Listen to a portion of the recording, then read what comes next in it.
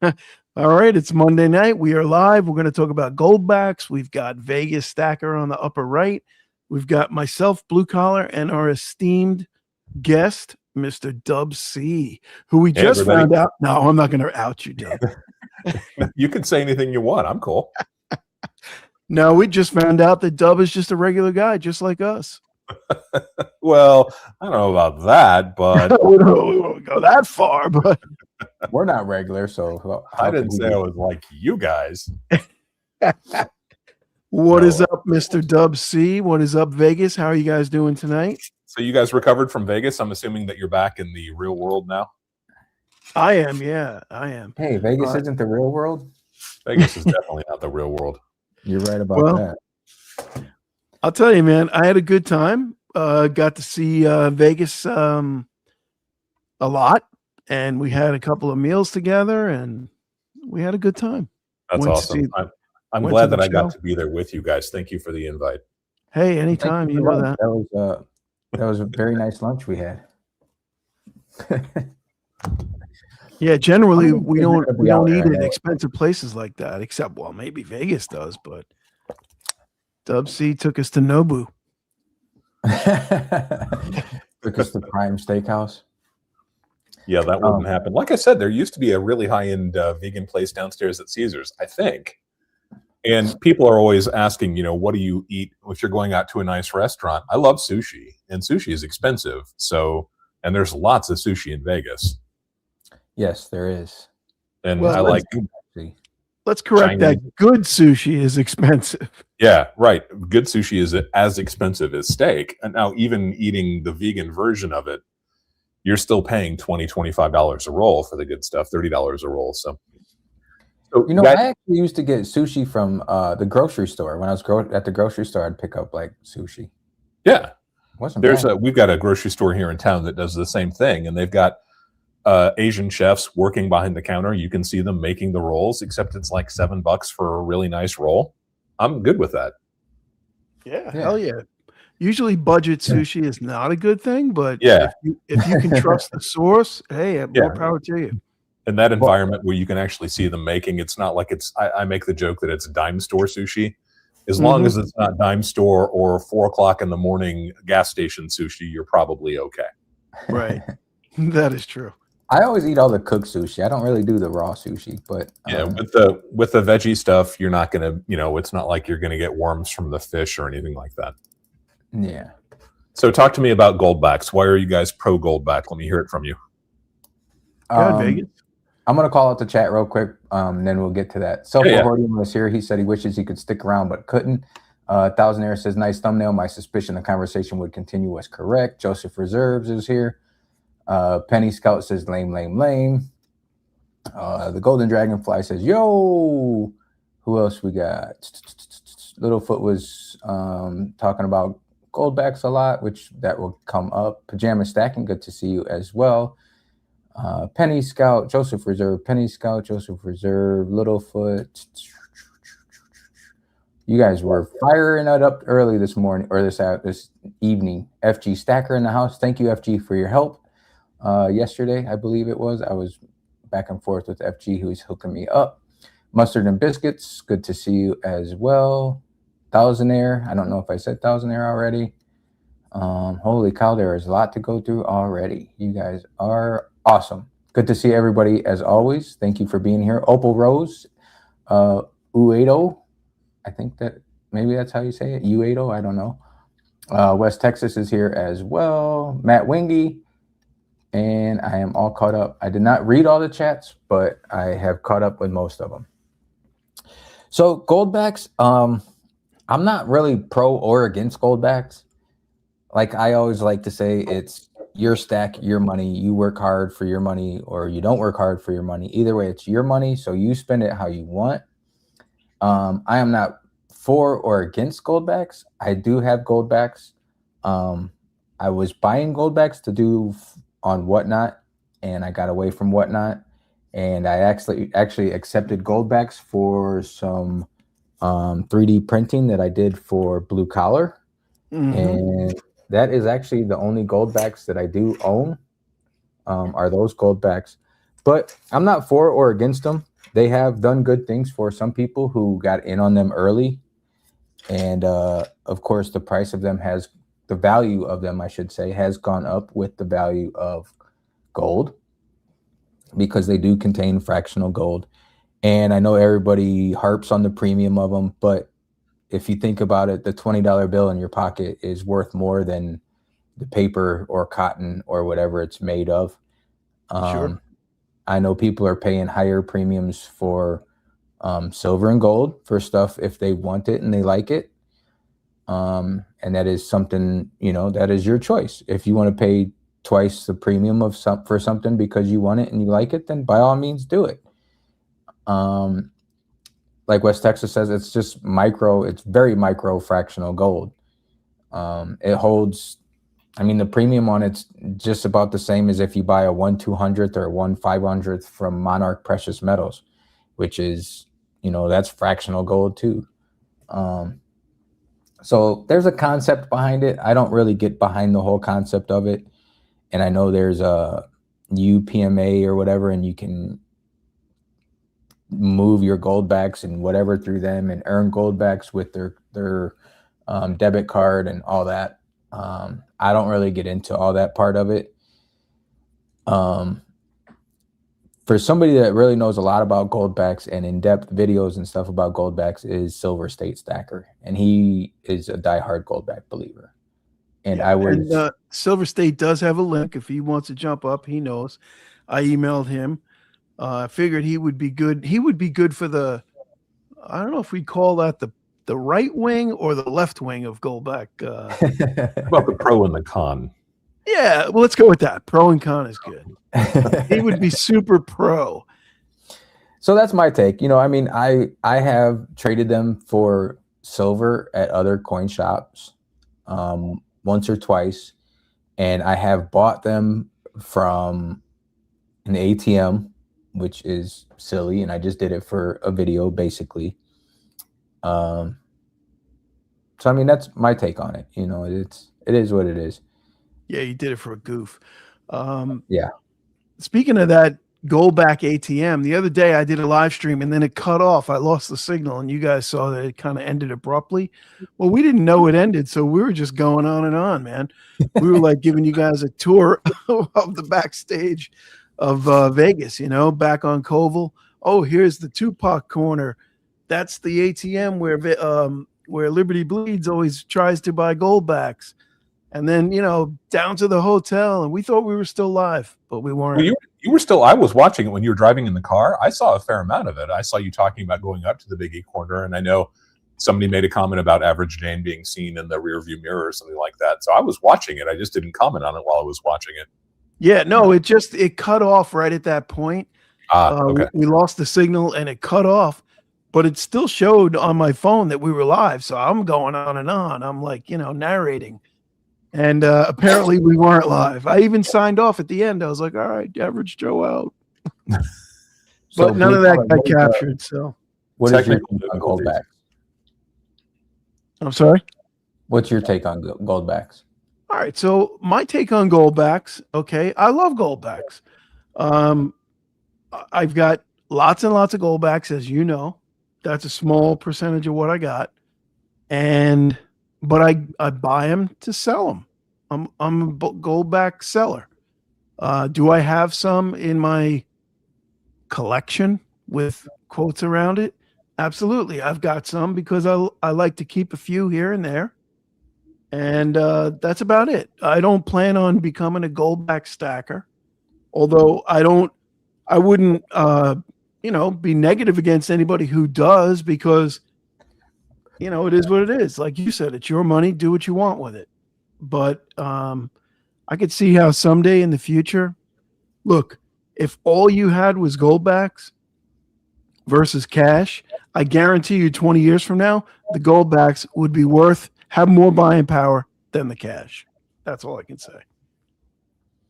And I would think that you couldn't possibly disagree with that. Yeah, with these Goldbacks that you gave me for the 3D prints, if you would have gave me the cash would have had less buying power than these do right now. Yeah, for sure. Depending, of course, on who would buy the Goldbacks. And that was another point, like with goldbacks, everybody talks about, whatever. And the value of them is only worth what somebody's going to give you for them. But that comes down to anything in life. An egg is only worth what you're willing to pay for it. So, I mean, good point. All right, Average Joe made a point. Steve, how do you feel about goldbacks? So you made a point. You said that in 20 years the goldbacks would be worth more than the paper currency. Is that what you said?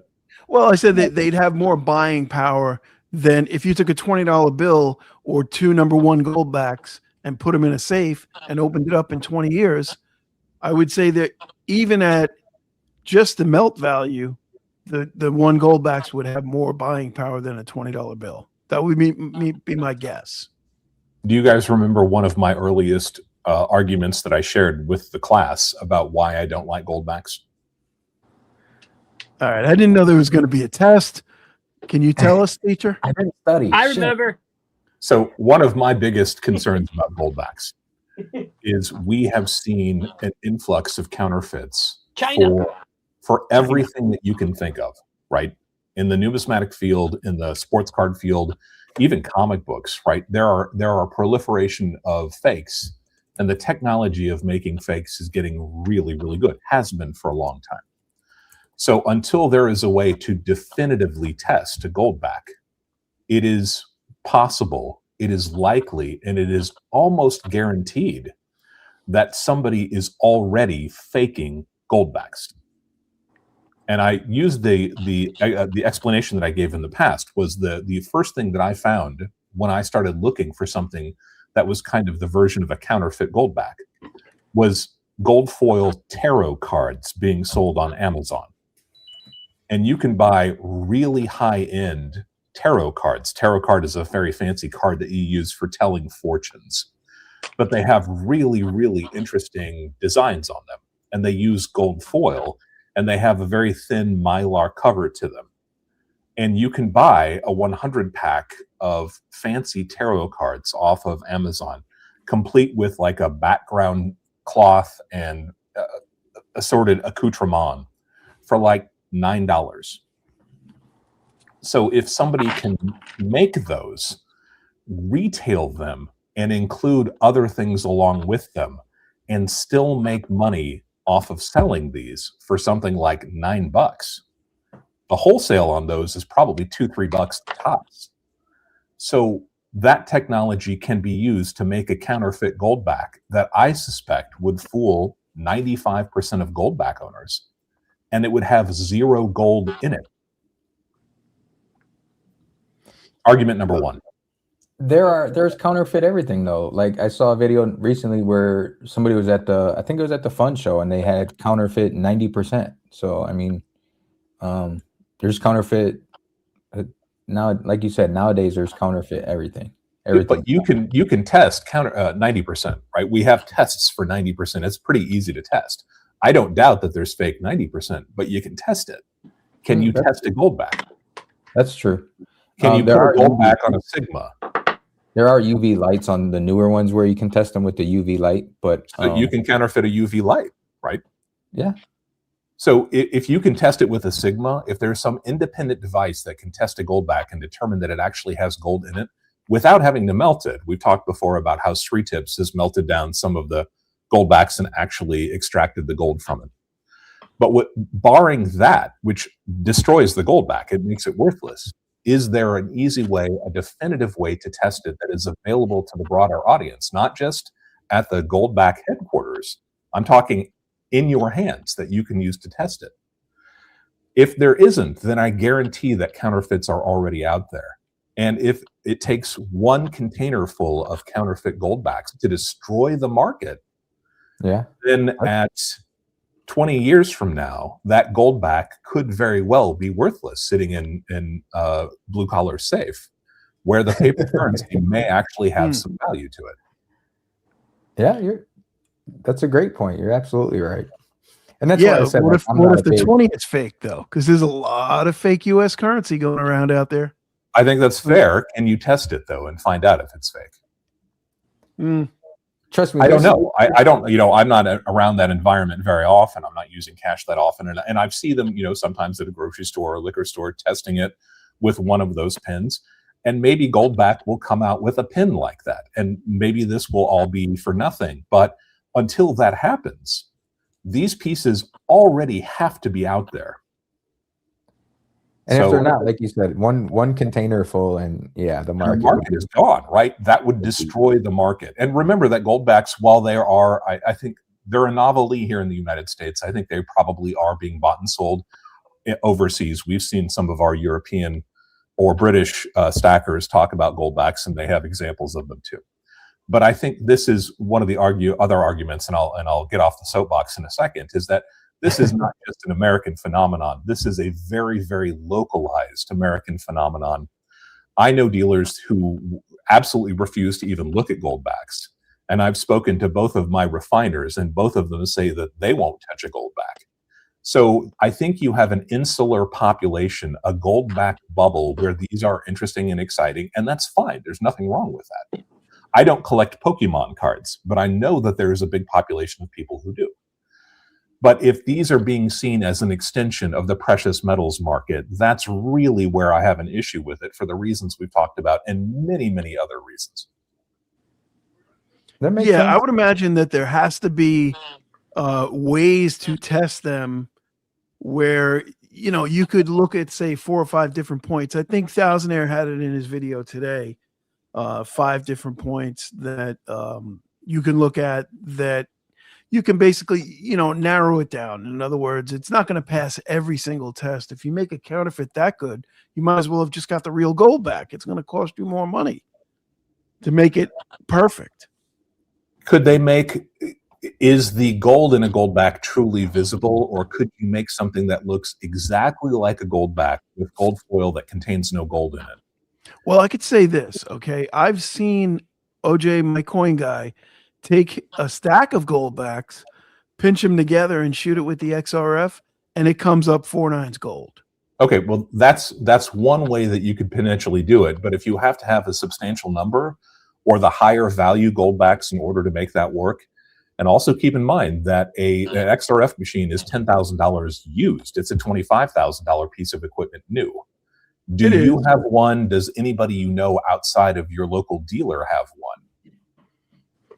I've got a Sigma. I've had it for 8 years now, you know? So I'm just saying that these are precautions that come to mind when I'm thinking about Goldbacks. It's no surprise. It should be no surprise to any of my subscribers or anybody in the chat that I'm not really a fan of Goldbacks. And that's just the tip of the iceberg for why I don't like them. On the other hand, if you like them, there's nothing wrong with it.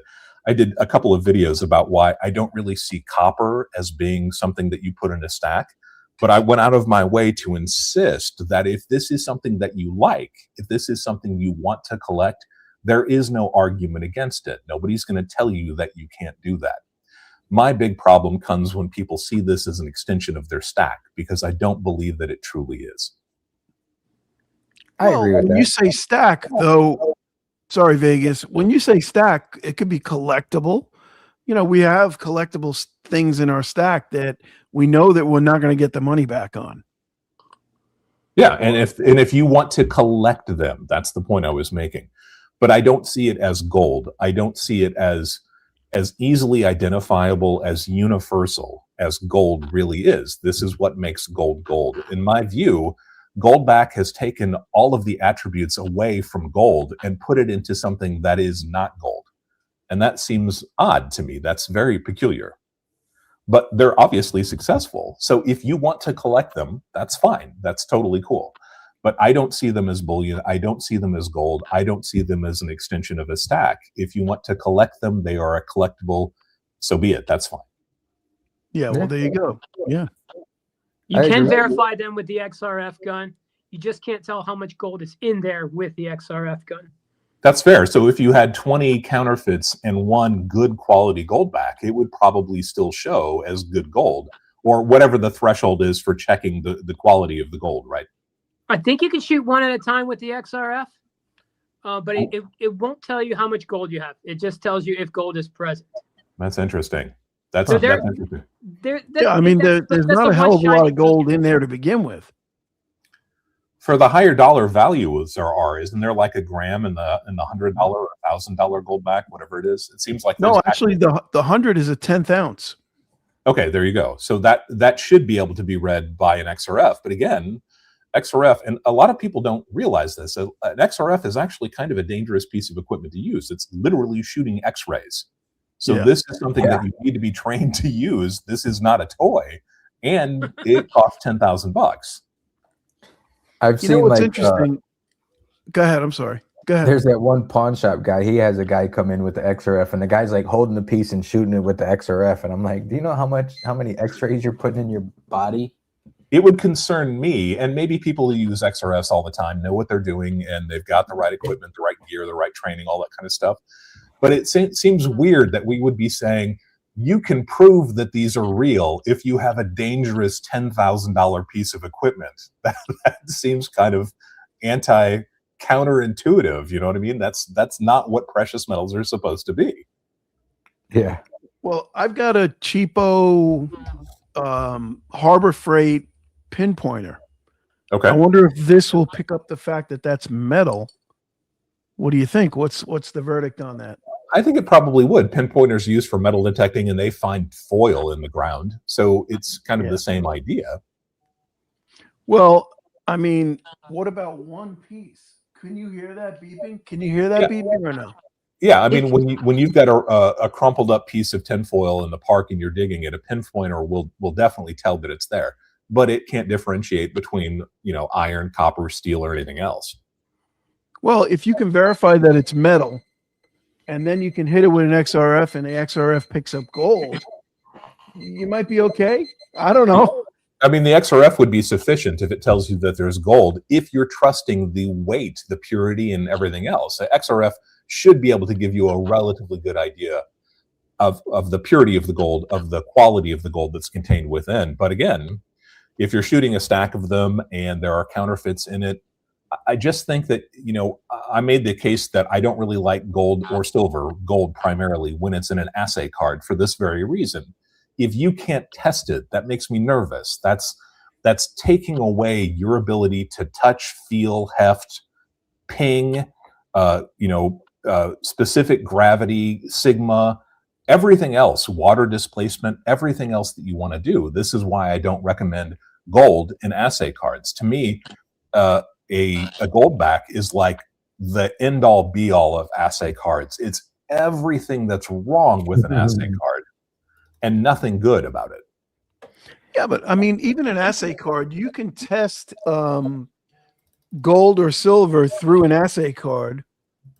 Not all the time. You can sometimes, but in order to do it, you really need a sigma, and a sigma is a $1,000 piece of equipment. So unless you have a sigma, then it's not going to do you very good in peer-to-peer online sales or anything else. Hopefully your dealer has one, and that's who you bought it from.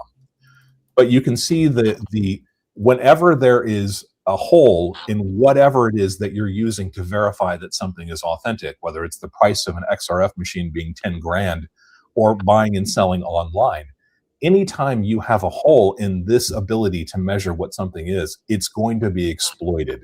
And that's what, ultimately I feel about GOLDBACKS. It's way too easy to make these something else. And it's adding an unnecessary step that's interfering with what gold and silver are supposed to be.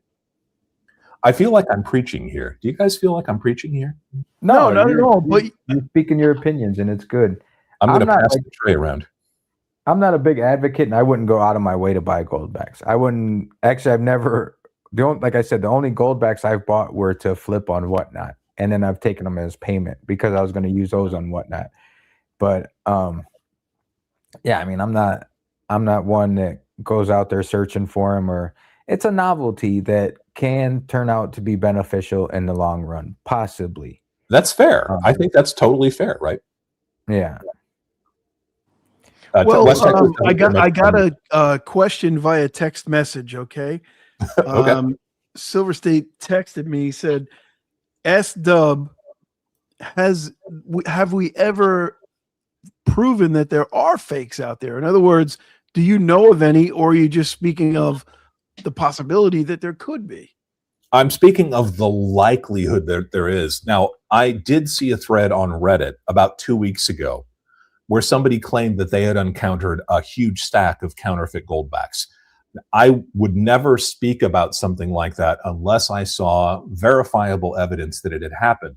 But the fact that I have been saying that this was, if not a likelihood, at least a very strong possibility for at least 2 years now, and really probably since they first appeared on the market, it hit me that, maybe it's just the regurgitation of the internet, and we all know that happens all the time. But if there are counterfeit goldbacks out there, I mean, maybe it's not game over, but that's game over, I don't even think that goldbacks are on China's radar. Anything that can make money is on their radar. And I don't remember, I saw the statistics, and people that are making out goldbacks are cranking them out. They are making ungodly amounts of money off of these right now. And when that happens, it would be so easy to copy one of these pieces. They clearly have the technology. If you've seen my videos about counterfeit PCGS slabs, they look awfully good. And that's a complicated slab. This is literally photocopying something, wrapping it in Mylar, because what it comes down to, I think, if the person has it in their hand, unless you are an expert in goldbacks, and I guarantee you the average goldback owner is not an expert in goldbacks. If you've got one in your hand that is an authentic goldback and one that is a really well-made counterfeit, are you going to be able to tell the difference? Hey, what if I said, this is a fake goldback, prove me wrong? What would you do? I mean, you can't prove a negative, right? That's what I'm saying. You can't prove one way or the other. So you would have, I'm kind of with Dub there. You would have to assume that if it's a possibility, what can go wrong will go wrong, right? And that, like Occam's razor. Yeah. Or you can just hide your head in the sand and be like, that's okay, I'm going to buy it anyway. Honestly, they've got so little gold in them in the first place. Who cares, right? Well, no, but you're exactly right. If once this has entered the conversation, once the idea of a counterfeit has entered the conversation, regardless of the quality of the counterfeit, the integrity of these pieces will evaporate overnight. And if you've got a big collection of goldbacks that is worth tens of thousands of dollars, I would not want to be in that position.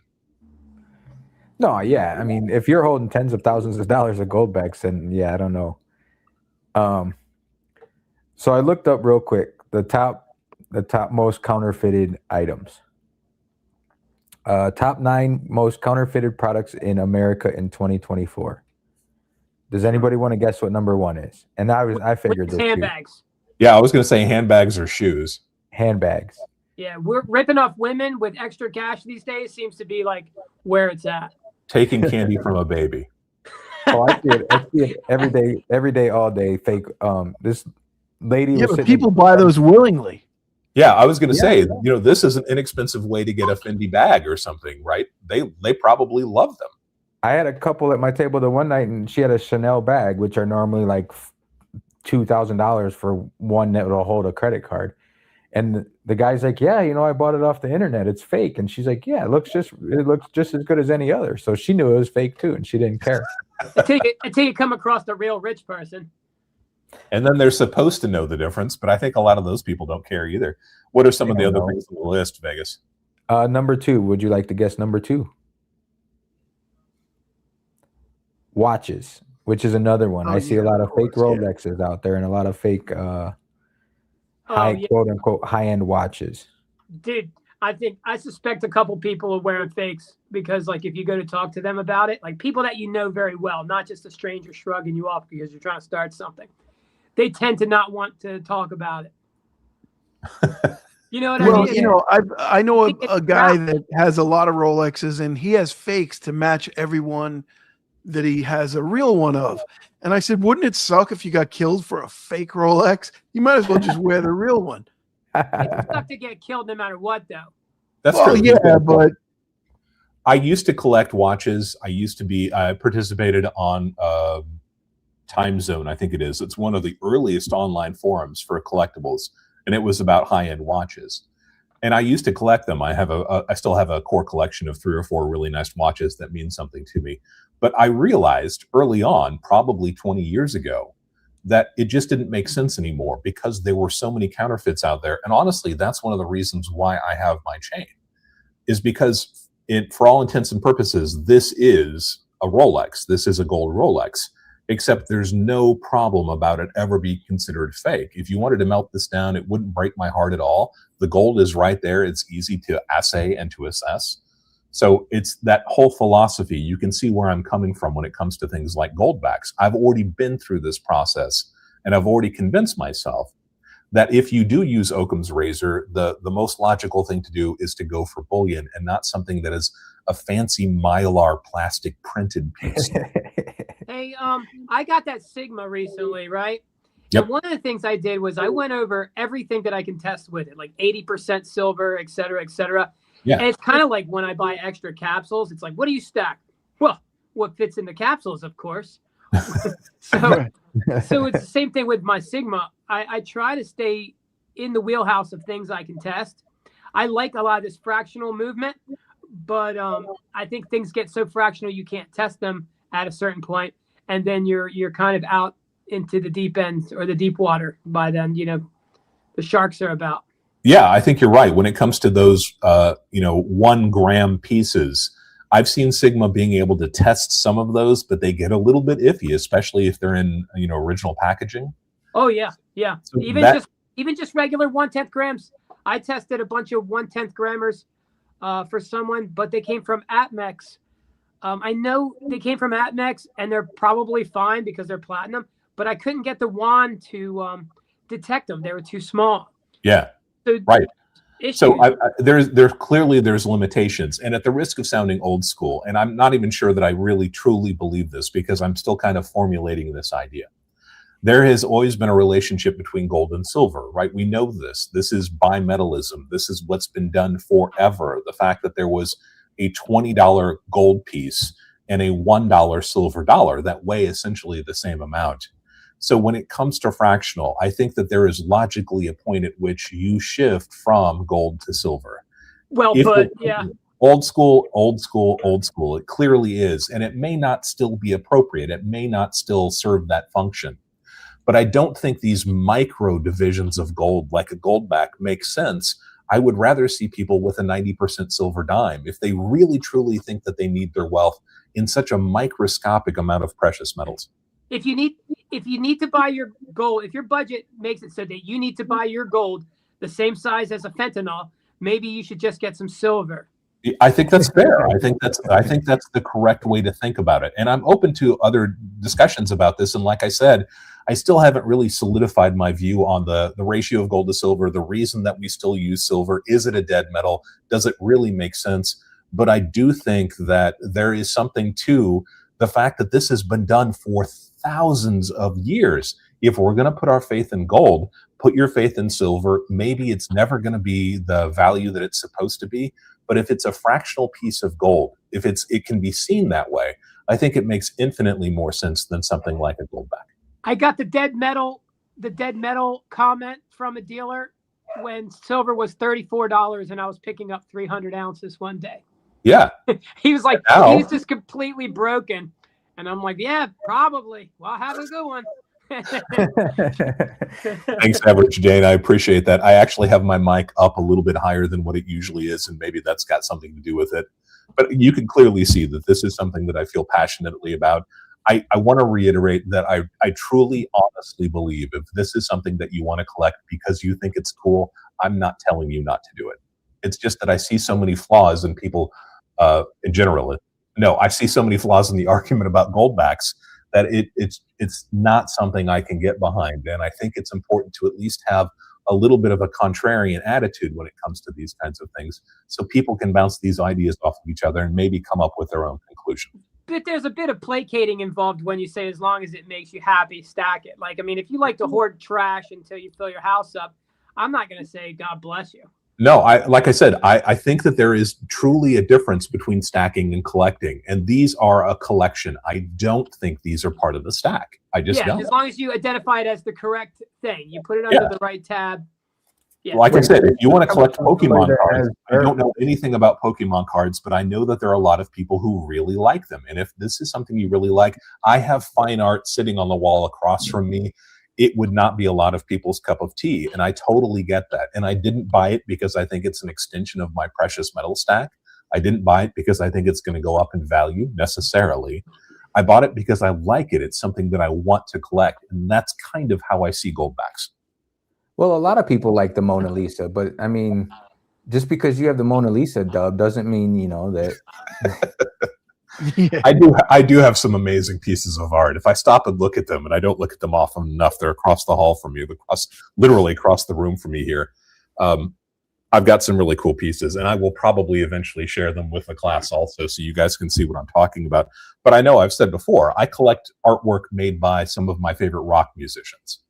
So I'm looking at paintings across the wall from me that are by some of my favorite musical artists. And it's like owning a private song. There is something to that. I think it's funny. Thousandaire said he wouldn't tell somebody to what would you say about trash, hoard trash? Well, I just hear all the time people are saying, well, whatever makes you happy, you know, go ahead and get that, you know. It's like, you know, doctors don't say that. You know, well, I guess they do. You know, here, just eat some donuts, you'll be fine. Whatever makes you happy, just eat candy if that's what makes you smile. Like you have a goal, don't you, when you're buying investments to increase your purchasing power. That coming from somebody with barrels of nickels around their house. Hey, but he only paid 5 cents for them. Okay, well, guess what? When I bought those nickels when silver was $120, guess who made out? Because I took that cash and didn't buy silver with it. That's a huge percentage of gain right there. I'm trying to catch up with the. You got to wheel in a barrel of those nickels one day to a coin shop to buy some silver. No. I'll just hit him with a sledgehammer with safety glasses on, scoop them all into canvas bags, zip tie them, and take them to some unfortunate bank that gives me a minimum requirement to open an account so I can use their free change machine. Hey, I had. We got a question from the chat. Oh, yeah, go ahead. Which artist? You don't have to name all of them, but maybe you could share one with us. Okay, well, I've actually talked about one of them before, and that is John Squire. Don't talk about one that you've already talked about. We want an exclusive. Yeah, you're not going to get an exclusive tonight. John Squire is the guitar player for Stone Roses. Okay. And he recently cut an album with the lead singer of Oasis. And they went on tour, and then Oasis got back together, which is kind of funny because when I bought this piece from Stone Roses, they had broken up, never ever to get back together again. And I sold a 100-ounce bar of silver to be able to buy this piece because it was way out of my price range. But I bought a 100-ounce bar of silver in like 2009, 2010, and then silver spiked from $16 an ounce to $33 an ounce, or $35 or something like that. I sold this 100-ounce bar of silver, used the money to buy this piece from John Squire, and then literally the next day, Stone Roses got back together. Well, I'm going to say that's an exclusive right there. Dub C has a price range. This was 2010. Just the fact that you have a price range is an exclusive. Yeah. This was 16 years ago, and I was a little bit of I didn't have quite as much of the resources maybe that I have now, but it was still a stretch. I mean, it was still a $6,000 piece of art. Oof. The premium on that, though, the premium on that is insane. Why would you do I'm going to call BS on that. The paint is only worth so much, and then the premium on that. Right. You've got a point there. I don't Can consider you prove it's real and not counterfeit? Yeah, I'm positive it's not counterfeit. I got it directly from him. In fact, it was shipped from his gallery, but his wife, who is a supermodel, was the one that shipped it to me from outside of Manchester. And I've still got all of the paperwork with her signatures all over it. But can that be faked? I suppose it could be, but probably. I mean, who wants the signature of a supermodel? China. That's probably true. Golden Dragonflies never heard of Stone Roses. You've never heard of the Stone Roses. You've probably heard some of the songs. You just don't know who it is. They're probably their most popular song is a song called Fool's Gold. And it's got a really funky beat to it with like bongos sounding in the background. You've probably heard it in backgrounds for television clips and news donuts and all things like that. It's been used for many, many years now. This was back in the 1980s, 1990s. Now you're saying 16 years ago, you sold a 100-ounce bar for $6,000? No, I actually had to put money into it also. I want to say it was $35 an ounce, so it was like $3,500, something like that. But I was able to subsidize it by using this money. Kalilo said Dub C sold silver. He actually sold some silver recently. You must not follow Dub C enough or our live streams enough. One or the other. Who is Kalialo? I don't know him. Never heard of him before. Mustard and Biscuits, I think you're on the wrong channel. He says, "Where's fish?"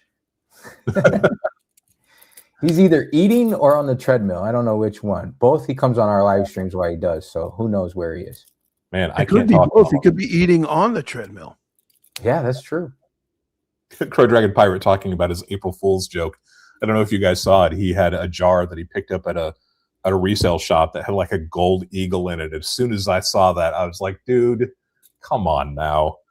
And apparently a lot of his subs thought that he was being sincere and were congratulating him on the find. That's like I saw, what was it, last year? I think Yankee or Silver Dragons, they tried to act like they found gold in a Coinstar. I was like, yeah, right. Well, I did that, but it was a Morgan dollar. I put a fake Morgan, no, not a fake, a real Morgan dollar in a Coinstar before I walked up to it and filmed it. I don't ever find shit. Nobody believed it. I don't ever go anywhere where there's a Coinstar. I don't go anywhere. So it's been a while since I found something really good in the Coinstar, but I did find a couple of silver quarters kind of coin roll hunting about 4 months ago. You coin roll hunt? Kind of. It's kind of a long story, but yeah, I found them in kind of change. I've thought about it, but I'm like, I ain't gonna find nothing. I'm like, I don't know. I see people do it, but I have never really taken on the task. And actually during like the 2020 shutdown when we weren't working, my wife went through like all our change and she was wrapping them up in wrappers so we could take them in. Or not even, we didn't even take them in. They're still sitting in a chest on the table. But she picked out like the older nickels, but I wasn't into stacking them, so I didn't know to look for the older dimes or quarters. So I don't know. There might be older dimes and quarters in there. I don't know. Interesting. Maybe I could coin roll hunt my own change. I have enough of it. Littlefoot says he eats Snickers on the treadmill with rollerblades on. That's a great idea. I do treadmill 5 days a week, and it never is easy. I need to. I have a treadmill in my loft because my wife wanted a treadmill. I got her one, and I think we've used it like maybe 5 times. I think the key to having a good treadmill is to having a good treadmill. A good treadmill costs $2,000 or $3,000. The cheap ones just don't work. I mean, it gets to be more of a pain in the butt than it's worth. But Dub, you can't have your butler walk on the treadmill for you, though. Is that not the way it works? No, you got to actually do the work. 5 days a week, man. 30 minutes on the treadmill when I first get up in the morning, usually around 6 o'clock in the morning. And then 3 days a week, I lift weights. And then 2 days a week, I'm doing stretching and flexibility. Nice. Well, so then my wife said her knees hurt, so I got an elliptical. She used that like twice. Ooh. And then most recently she wanted a stationary bike, so she bought a stationary bike, and I think she may have used it once.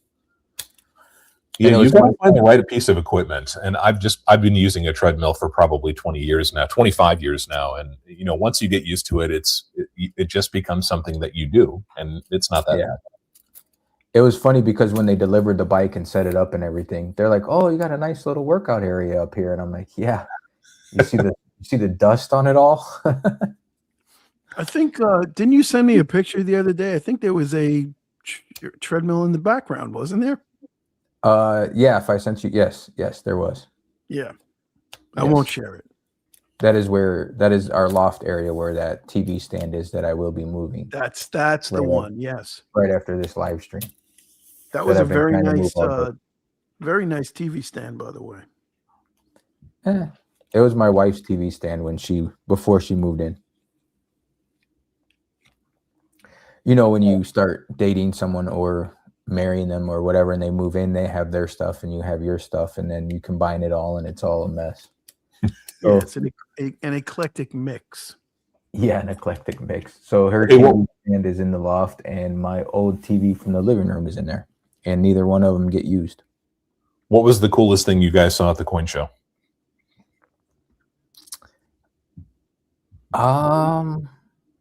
That piece that Blue Collar picked up. Which piece was it? Maybe I didn't see the video yet. That pirate piece he has sitting right there in his set. Oh, the silver square things? Yeah. Let's take a look at those, man. Show them a little bit closer. Yeah, We were both at the coin show, and we're both like sitting there, we're talking, and we're like, yeah, this coin show I'm just not really excited about. And it was a weird, awkward like feeling, and it was funny that like both of us had the same type of feeling about it. That's cool. Like, it was a good coin show, and there was quite a few it was normal vendors, maybe a couple less. They had it spread out a little more than usual. But there was nothing. I really wasn't looking for anything. I was sort of looking for like gold grams maybe, or platinum grams, just to maybe flip. But yeah, it wasn't really too exciting for me, I don't think.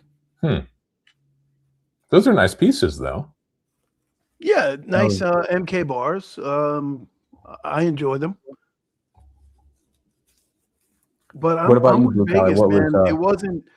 I'm with Vegas that it wasn't exciting. I mean, we did get that stuff for a good price, and thank you, MK bars. But it just, there's something about paying $70 an ounce that just doesn't blow my skirt up, you know? Yeah, it's hard to do that still. I don't know. I mean, when silver was going up, maybe it was easier to drop $70 an ounce when it looked like it was just going to go up another $3 or $4 every day. But now it's on the way back down. It's the catch a falling knife thing. It's hard for people to do that, I think. We had a question from Kalilo, and since he mentioned it, and because I was talking about it, because I love this piece, he asked what I'd gotten. It's a painting by John Squire, the lead guitarist of Stone Roses. And if you like kind of Southern blues rock, check out the song Driving South by them, by Stone Roses. It's very, very heavy guitar-influenced British blues. And if you like the pop music, then Fool's Gold by Stone Roses is a good song. This piece in particular is a wood block. It's a mix of colors of wood blocks made by John Squire. Nice. Now, if you had to compare Stone Roses to another group, what would you compare them to? So it's hard to say, because Stone Roses was originally kind of a pop band from Manchester, really like 3-minute pop songs. Interesting, but that's kind of what they did. Their second album was called Second Coming, and they imploded on their second album. They were all doing drugs, and they started hating each other. On that album, they went really, really deep into this kind of Southern blues rock sound, this heavy guitar driven music. So it's a little bit of Rolling Stones, kind of 1970s Rolling Stones, and then maybe a little bit of Black Crowes kind of thing, maybe kind of somewhat like that. Yeah, you're looking at the example that you see up there in the upper left is from the same series that he did at that same period of time. Yeah, that piece. So it's not entirely unlike that. It's kind of similar to that piece. Okay, interesting. I think it's a much better. I'm sure it means a lot to you because you enjoy their music. Right, that's why I collect these pieces. So like I said, I'll eventually share them. In the middle, you see this kind of gray one with a little red, white, and blue patch on it. Right, yeah, you're up one more. That's actually the album cover. And he was kind of mimicking Jackson Pollock paintings at the time. That was kind of what he did. So this became a really popular motif for a lot of their guitars all look like this. Everybody was wearing clothes that had that kind of splatter pattern to them. But this was a much later piece that I have. It doesn't look like this piece at all. And in fact, there is a video clip on YouTube where he's showing this. He's displaying them at a German gallery. And you can see my painting, my woodblock in that video. He actually talks about it a little bit. Oh, I'm not seeing anything that's really kind of similar to the piece that I have.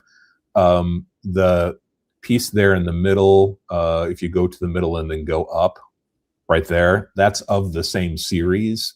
but it doesn't really look like that. It's significantly different from that. But it is, of those ones that you see down there at the bottom, that's all from the same time period. Interesting.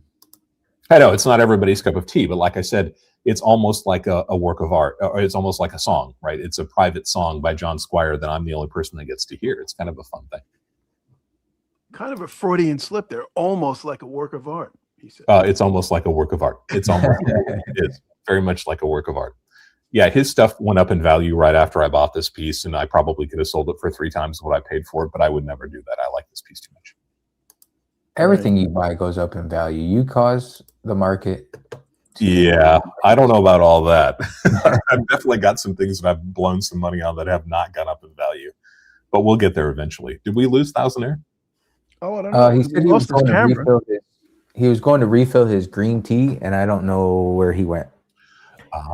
Okay. It was funny. It looks like he shut off his camera and possibly muted himself. It was funny that one of the coin dealers at the show, she's like, yeah, price is up. She's like, it always seems to go up the day that, or no, she said prices were down. She's like, the prices always seem to go down whenever I go to a coin show. I said, well, that's funny because I think they always go up when I have a coin show to go to. So Matt Wingate, the answer to that question is a tiny little bit, not very much, not very much, and not very well. I do have a kind of a nice acoustic guitar, but I don't really play.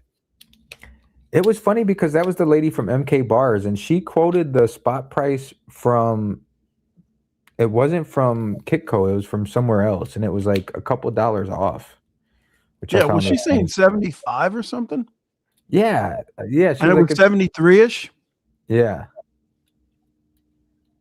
Yeah, but yet she was very kind to us. I mean, more than kind. Yeah. Now, I've thought about that, Vegas, why she was kind to us. They have a coin shop in LA, and I'm sure they buy lots of silver, $5, $6, $7, $8 back a spot. So she can afford to be kinder than she should be. I think my thought on it is it was probably inventory that they were trying to move.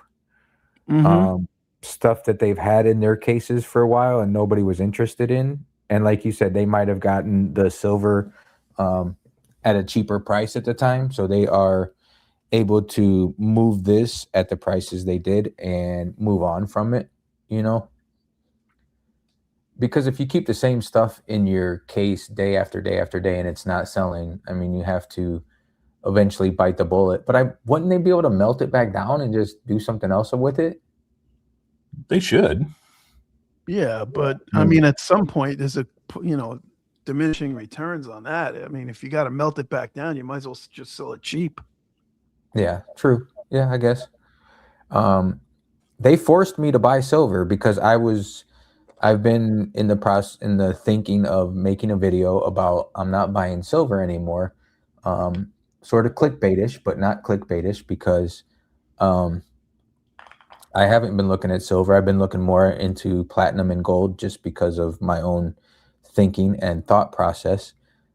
But the prices they were offering sort of forced me into buying silver.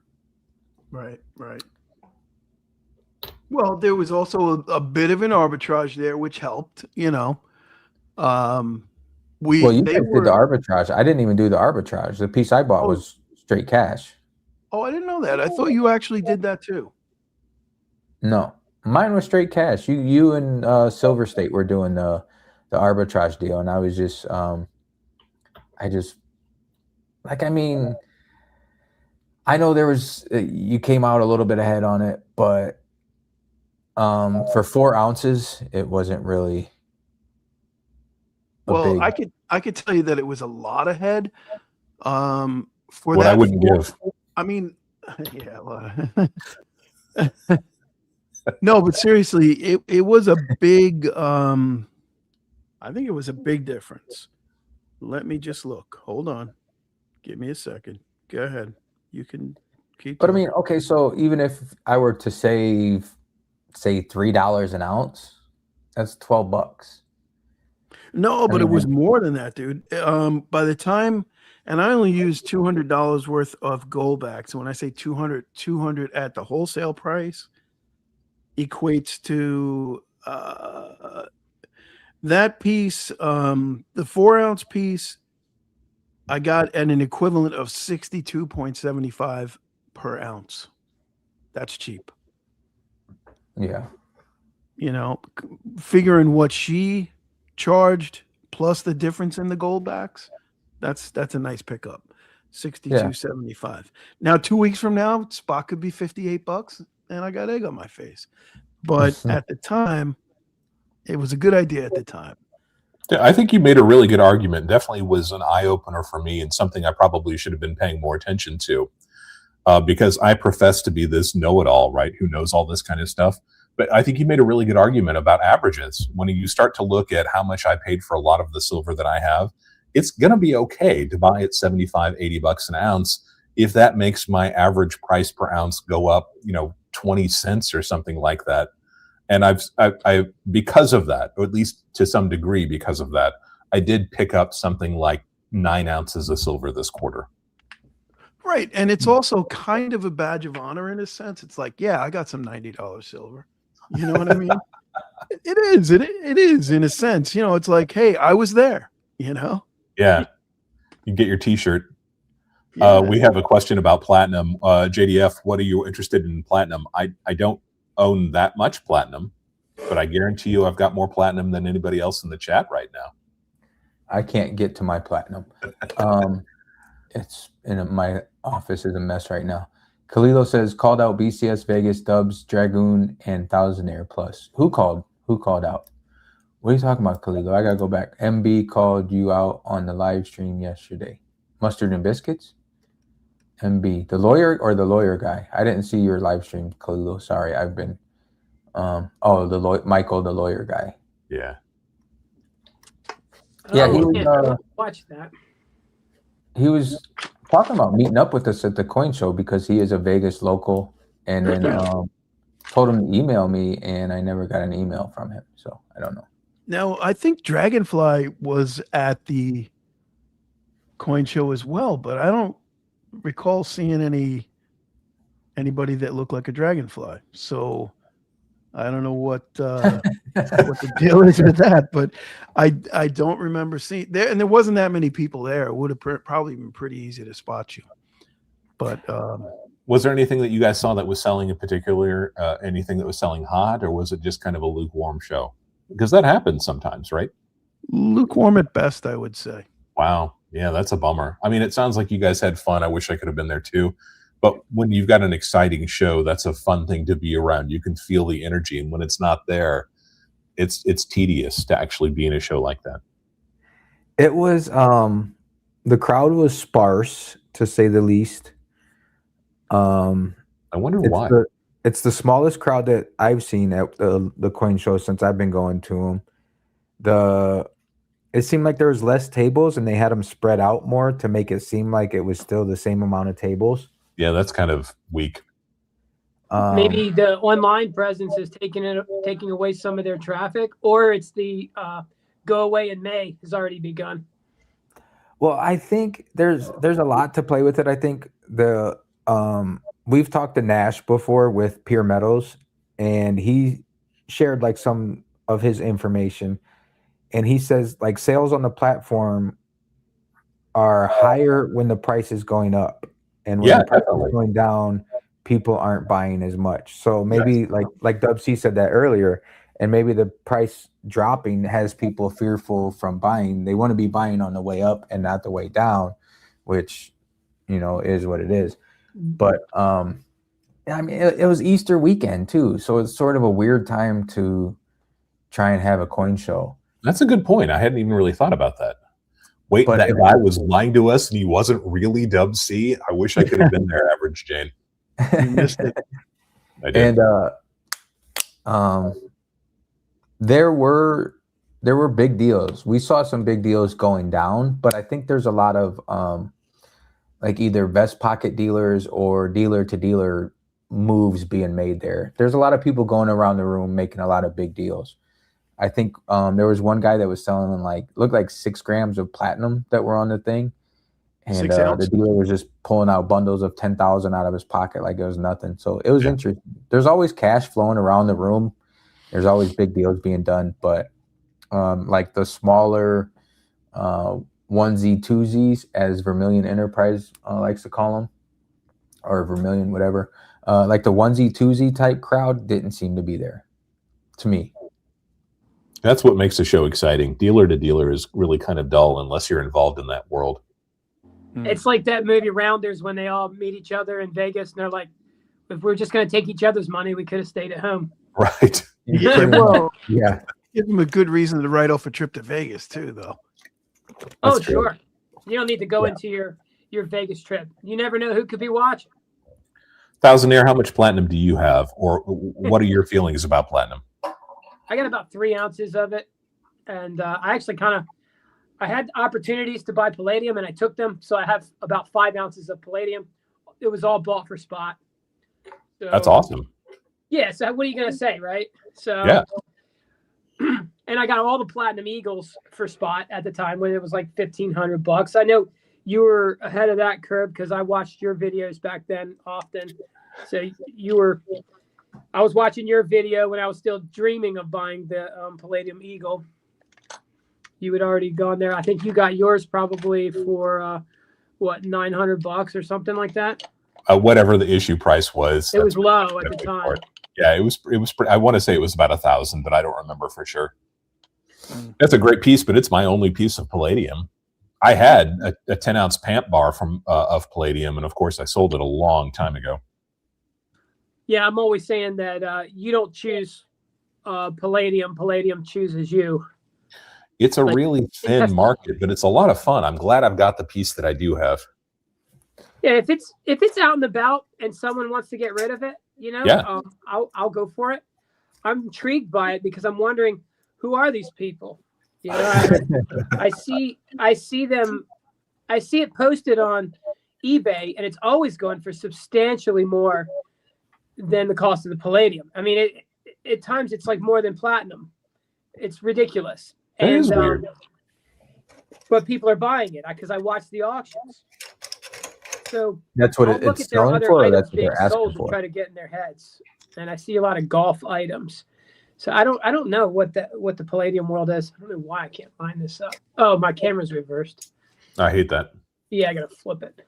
You rookie. It looks good to us, though. It says palladium. You do eight. But, we do have a comment from Mustard and Biscuits. We see a gloved hand there, so obviously you're a collector. Oh yeah, I broke the glove out, which I did deduct 10 points from myself, by the way. But because I don't like to put fingerprints on the goldbacks when they're out. Oh, yeah. Save the goldbacks. Yeah, it's because I'll be mailing them. Right. See, that's the reason I don't like goldbacks. Fingerprints. Yeah, and as a content creator, they're also highly reflective. Yeah, They are. They're a pain in the ass, actually. Face revealers. Actually, I think I caught a glimpse of Dub C's face before when he was twisting one of those 10-ounce bars around. Yeah, you probably did. My face actually looks like the reflection on a 10-ounce bar of silver, though, so it's really not that special. It looked like he got hit in the face with an I-beam. Yeah, that's pretty much what it was. A good stacker wears a disguise so that the face reveal is actually false information. There you go. There you That's go. an interesting idea. I've done it. This is reversed. Gotta flip it. You should be It's used reversed to on your end, but it shows good for us. You do 12-hour streams. How do you not know what you're doing by now? What the hell? I don't know. Like, there's these software updates that are supposed to be so helpful every once in a while that create hurdles. It could be their fault. Is it me or is it's showing good to me? I mean, Yeah, Yeah. it looks fine to me, but if he's got to manipulate it, if he's got to move back and forth and it's the wrong way, that's always confusing. Yeah, you It know is. how it's the mirror, going back to the mirror thing. Yeah. Whoa, what whoa, Oh, dude. oh Jesus, you're killing me. the? Hey, what's the silver bar there? I think I just threw up a little bit. When you said, "Oh Jesus, you're killing me," I thought you were talking about your great grandpa selling goldbacks in the church. What's the big silver bar, Thousandaire? Oh, that's not a silver bar. Are you talking about over here? Yeah. This is aluminium. Oh, make it yourself? A friend made it.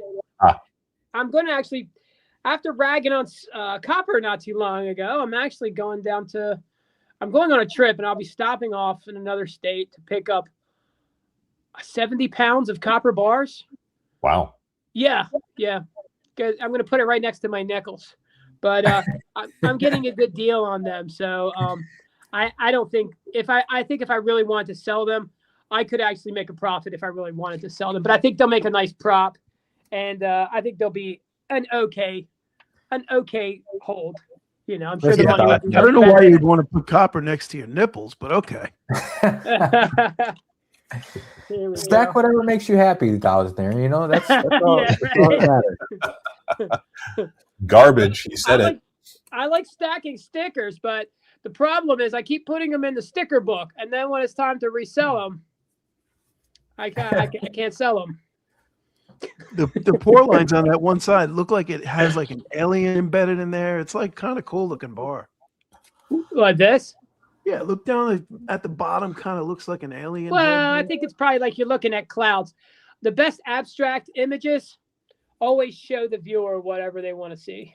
Yeah, To me, it looks like carbonite. It looks like Han Solo trapped in carbonite. Yeah, could be the acid I had this afternoon, though. Whoa. This is the carbonite that the ghetto Jabba put Han Solo in. He couldn't afford real carbonite, so he just got copper. No, but these are nice. I mean, this weighs probably over a pound, I'm sure. If you were going to buy it online, it would be more than double the price. So I'm going to pay double the price of copper for them. I'm going to say that bar. Turn it sideways. Now, I don't know how big your hands are. That bar is probably going to be about 22 ounces. You got a scale? No, oddly enough. I got a Sigma, but no scale. That's backwards. Yeah, I don't know. I kind of advance in torrents. I don't make the whole picture just gets put together in very abstract ways, but eventually it gets put together. We have a request in the chat. Thousandaire, can you show us Uranus, please? Oh, sure. I usually save this for the OnlyFans, but here we go. Thousandaire showing us Uranus. Oh, okay. There it is. And it's backwards, right? It's backwards. No, it's the right way. It shows up the right way for us. It does. Does it look the right way to you, audience? Because it looks. I think Uranus looks amazing. It's not backwards? Oh no. No. Let's see. I like the way Uranus floats out there. It's 1 ounce. Yeah. Emerald Coast Stacker. Uranus has a lot of bumps on it, though. Yeah, Uranus is really bumpy. I want to get that checked out. What do you want? I'm a kid of the 90s. Have you tested that with a Sigma? I'm afraid to get it tested. I don't think I can test this with a Sigma. Uranus might be counterfeit? No, I could test it with a wand. Test Uranus with a wand. Maybe I could buy a whole bunch of these and make a necklace out of them and make Uranus beads. M says you got an Audi there. What do you think, Dub? Is this a collector's piece to keep or what? I would definitely hold Uranus in high regard. I think you should be proud of Uranus. Yeah, this was gifted. Somebody gifted Uranus? Yep, and it's actually worth $5 in one of those little countries that island countries. One of those little islands that wasn't really doing anything, but I guess like the English or somebody mint stuff for them. Listen, times aren't that tough. You got to put a higher value on Uranus. Yeah. If times get tough, man, I might have to sell it. Selling Uranus for $5. Be out on the street selling Uranus for $5. Yeah, so it's definitely good for content. You can open Uranus on the side of the box. I should go try Dragonfly to says sell get a that to couple toy of those. shops. You can string them together. Yeah, make Uranus beats. Yeah. Shenanigans. Thank you. We're here all week. Yeah. Tip Yeah. your waitress. But Try the veal. Well, the Try to interesting reveal. thing about this is it wasn't made correctly because Uranus actually has a ring around it. Like How do you Saturn. know? Yeah. if you Catcom believe says you should give away Uranus. it's probably going on the coffee table. Oh, okay. I thought you were going to give it away. Yeah, put it on coffee table as a It was a conversation gift. You piece. can't give away a gift. So when you guys were in Vegas, did you see my amazing new video about my coin collection? You I did know, not catch it. Yeah, I got to be honest. I saw the coming attraction. You're short for it, and I was like, "Damn, I got to watch that." And it was Friday, man. I There was was no way. actually pleased that as many people saw it as did. I'm really, really happy that people are even paying attention to it. I have to go back and watch it. My sleep has been few and far between for the past week. Blue Collar screwed up my sleep. I didn't get enough sleep when he was here. That's because he was playing with Uranus. Whoa. No. Silver Serpent, yes, the box of 20 video. And in fact, I've got a box of 20 right here. Maybe you should Hold pump on. me out. Maybe I should open it up. What do you think? Should I open this? Should Oh, I show yeah. it? Open it up. Yeah, but you're not Kind going of to show us. That's 10 of them. No, I'm not going to show you. Come on now. Give us But a I will have preview. the Nobody watches us. True. We'll get We there. don't know. We'll get there eventually, As soon as we get off our ass. right? As soon as we get off our anus. either later on tonight or probably more likely tomorrow, I will hit 1 million views on my channel. Oh wow. Nice. Yeah. Wow. So I'm pretty pleased with that. Yeah. If I ever did content, I could maybe catch you. But time is just not on my side. I have a lot of time the next 2 weeks or week and a half, but I got a lot of stuff to do. I never find time to do the stuff I need to do. Oh, Emerald Coast, you're talking about the silver. This is most of the Lydian Hoard. If anybody's ever wanted to see what it looks like, most of it is right here. And I think this is 400 ounces, maybe 350 ounces, something like that. Dub C, you're sitting at 941,000 views, 10.8 thousand subs. Nice. No, I'm at, you can always see the back behind the screen, behind the curtain figures. And those figures are 998,625 or something like that. Ah, So it should be. I figure YouTube is lagging. Yeah, that's true. It will probably be tomorrow sometime. It will be this week almost certainly. But that's kind of a neat thing, and it's a very humbling thing to see that many people sitting down and watching my videos. We just added another year's worth of watch time to my watch time calculator too. Let's see, what is mine at? Emerald Coast, you're right. The Lydian Hoard. Do your family and friends know about your channel, Dub? No. Yeah, isn't it crazy? Like you sit there and you're kind of like Batman when you hang out with people. It's kind of weird, right? There are a lot of people, distant relatives and people that I've been friends with for many, many years. Some of them have an idea. Honestly, those people don't give a crap. They don't care about this kind of stuff at all anyway. Oh yeah. But yeah, the close family and people like that, they have no idea. Yeah, it's like you can't share your online life with them, and you don't share your real life with the people online. It's like you never really get to connect, and I think that's why I like this world so much.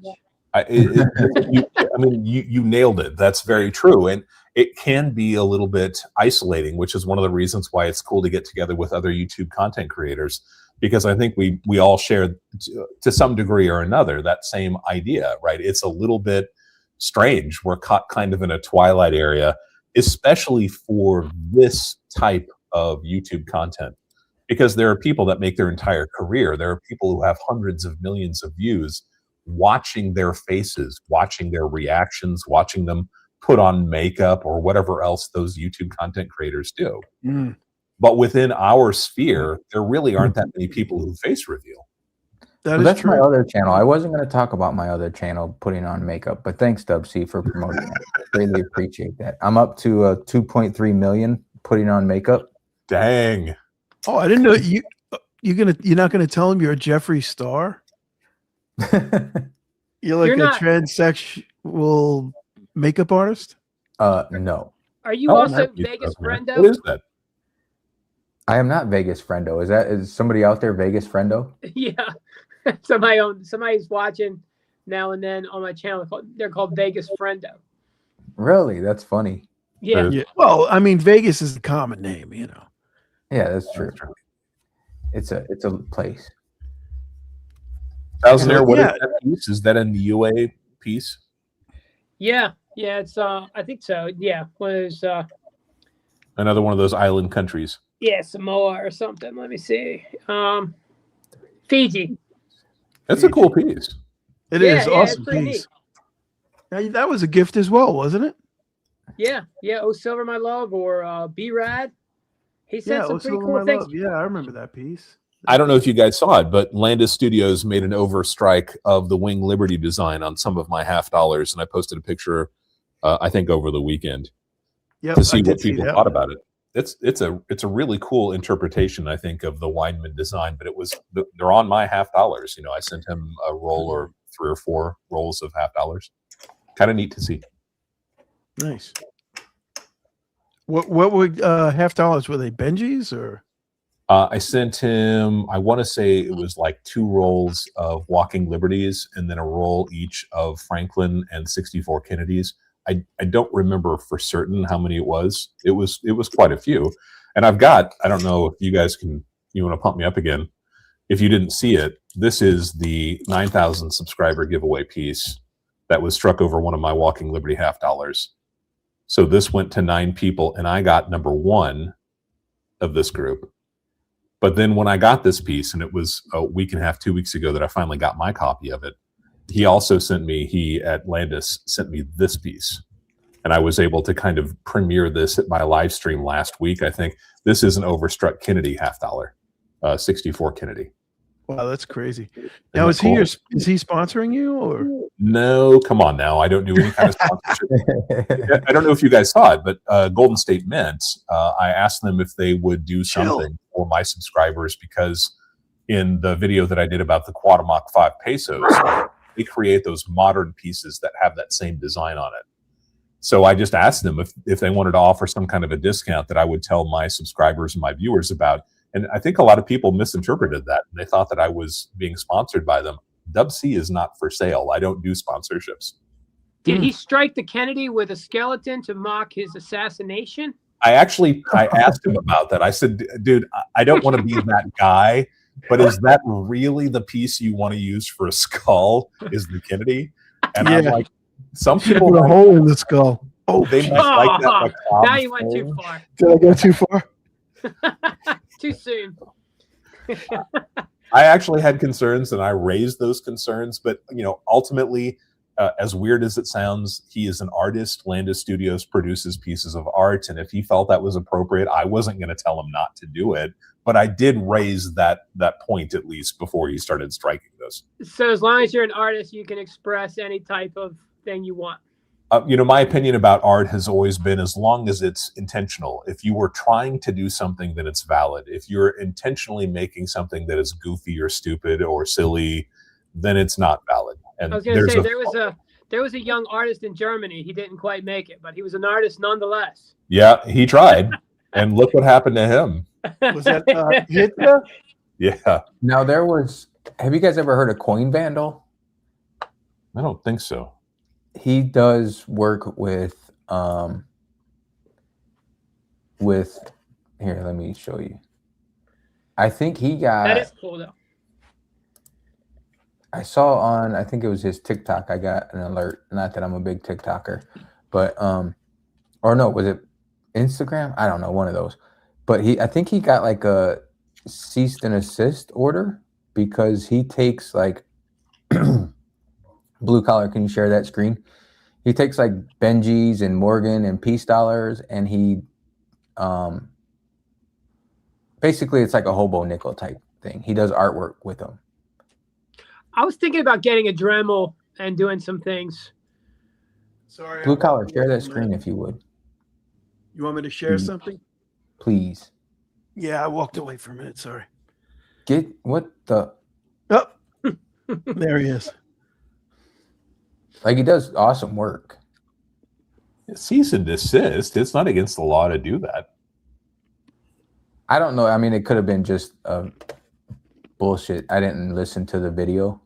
Yeah. I just watched it real quick, but he said he said he's done or whatever. He said he got a letter from, what is this, a commercial? Oh no. He said he got a letter from the IRS or something. Yeah, I find that hard to believe. It's against the law to intentionally try to deceive somebody with something like this. But nobody's going to believe that that's an authentic, that the United States Mint put something like that out. I think they're kind of interesting, and I think that it's a way to express artistic effort, and some people do it really well, some people not so much. It's definitely acquired taste, and overstriking is a very similar idea. This is maybe a little bit more valid because at least he's carving these. I think I can do it. I made a painting one time. It sold for $5,000 back in like 2010. Yeah, was it a wood block? It was a giant painting of Philadelphia. Oh, outstanding! Yeah, it was for a charity, so it got more than it would normally get, I'm sure. That's very cool. Yeah, but I mean, I threw it together in no time. I even joked about it. I said everything's served fresh and wet. And I sold another painting. It took me, I did it in 8 hours, and the person bought it from me. They wanted to give me Litecoin, but I got them to give me Bitcoin, and they gave me $1,400. I think it was $1,400 or $1,300 worth of Bitcoin back in 2018 or before then. Wow. And I kept it. So that Bitcoin turned into like many double digits of thousands of dollars beyond that. That's and very I kept cool. buying Bitcoin since then. I don't know. I decided to work on editing videos instead of painting for a while. I decided to just learn how to edit sound, and then I learned how to edit videos. And I haven't gone back to it for a while. Very cool. But I could do something like that for channel rounds or something. And I'm even thinking about doing something with those copper bars. And I think you can get a Dremel or something like that. It grinds the bar. You can draw on it. I just want to make sure I don't breathe in a bunch of crap when I do it. So I got to see what the implications of it are. It looks like that guy's just kind of scraping away at it. I think that's cleaner for the air around you. Yeah. Very cool. It is 9:30 local time. News, sports, and weather on the way up after the break. We're doing the Dark Wave songs of 1986 with a special emphasis on Ex-Mal Deutschland. Ladies and gentlemen, it is past my bedtime. Murder, She Wrote just came on, so I've got to get myself a hot toddy and wrapped up here on the lazy boy while I watch Murder, She Wrote. I want to thank you guys for having me on again. It was really, really cool to catch up with you. I hope I didn't piss anybody off too much about Goldbacks. As I always say, it's not really, my decision what you guys want to collect, what anybody else wants to collect, as long as you are doing it responsibly and you feel like you're being true to what it is that you're trying to accomplish. I just feel so many holes in the Goldback theory that it's just not something that I can get behind. Well, honestly, the only one that you pointed out was the possibility of fakes, but we haven't even seen any fakes. So we didn't even your get, argument is shot down. All sorts of reasons why I don't like Goldbacks. We touched on a lot of them, but you might not have been paying attention to me. I understand you stepped away from the desk for a minute. My grandmother would always say it's better to be pissed off than pissed on. So if you piss anybody off, then they're better than being pissed on. So absolutely. You're ultimately trying to help people anyway. I don't think you're trying to harm anybody. I mean, isn't that the whole point? Is to try to help people navigate. Yeah, exactly. Especially people who are kind of new to this. And if you see these things and you see them being hawked as being a natural extension of a stack of precious metals, it's just not something that I really see. I got to split, guys. I really appreciate it. I'm going to be in the streams probably later on this week. I'm not 100% sure that I'm going to be able to go live at my regular worldwide Wednesday time, Wednesday morning. But we will have a brand new video premiering Friday night, and there will be a live stream immediately after that. So at the very least, I will see you guys on Friday. Thanks, Dub. As always, greatly appreciate it. Thanks, guys. Really appreciate it. We'll talk to you soon. Enjoy your week. Bye. Bye. The great Dub C. Yeah, I mean, there wasn't really much Goldbacks conversation to have. He just kind of came out of the gate wailing. Well, you guys covered all the Goldback information last night, so I it can't is hear what it anybody. is. You know, we covered it. And, Sound. uh-oh. I can't hear anybody. That Dub C happens left. every time somebody leaves the stream. Thousandaire loses the audio. Yeah. Yeah, I don't know why. Go out and come back, Thousandaire. I wonder if he can hear us. Thousandaire, can you go out and come back in? Shit. He is resetting his phone, maybe. I don't know, something. Yeah, the Goldback talk, we got to it, and Dub C has good points, and we all had good points. You know, it is. He says, yep, I'm here. Just try and log back in. It always does that when somebody leaves for some reason. Yeah, I don't know why that is. It's a defect in StreamYard, I guess. I emailed him once about it, never heard anything back, so I don't know. Yeah. Maybe they really don't care. Sorry, guys, I haven't been paying attention to chat too much today. I don't know. Well, we had Dub C on. He's hard to ignore. I've been sort of lazy with that, I guess. I don't know. The chat is always going good, as always. I was half expecting Goldbacks to be the new sponsor for Monday Night Medals. We have had people on from Goldbacks before, not sponsored, just had them on for them to share their information. So, yeah, but unsponsored, of course. Yeah. And we've had Pure Metals on unsponsored. We might have another guest. Blue Collar, we haven't really talked about it too much, but either Blue Collar or myself have to reach out to them. Mm-hmm. And their people said that they think that he would be interested in coming on, which would be cool. Yeah, it sounds like a very interesting story. It is. Very. Right. And my screen might give you some type of hint on that. As well as mine. As well as yours, yes. And not sponsored. We did talk to the wife and daughter of the originator from MK Bars. I guess the guy that does all the pouring, I guess you could say, correct, right? Mm-hmm. His daughter said that she thinks he would be interested in coming on, which I think would be really cool. Yeah, I think so, the daughter, you said the daughter's husband is the guy that does most of the pouring now, right? Oh, is that what they said? You and Average Jane talked to him more than I did. So yeah, I'm pretty sure that the father obviously started everything. And then he got, well, no, I'm not going to tell the guy's story. Let's let him tell it. Yeah, we'll let him tell it. MK Bars. Yeah, if we can get him on, there's Thousandaire. Welcome back. Can you hear me? Yeah, can you hear us? Oh, yep. Yeah, great. All I right. even fixed my camera. Go ahead. It does that like when somebody goes out, somebody always gets screwed up. You're gonna have the MK Bars guy on, or the daughter of him? His daughter said that she thinks he would be interested in coming on and to reach out to him.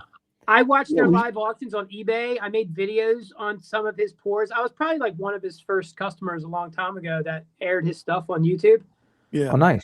Yeah, I bought the Skull and Crossbones 3 ounces from him a long time ago. It was pretty sweet.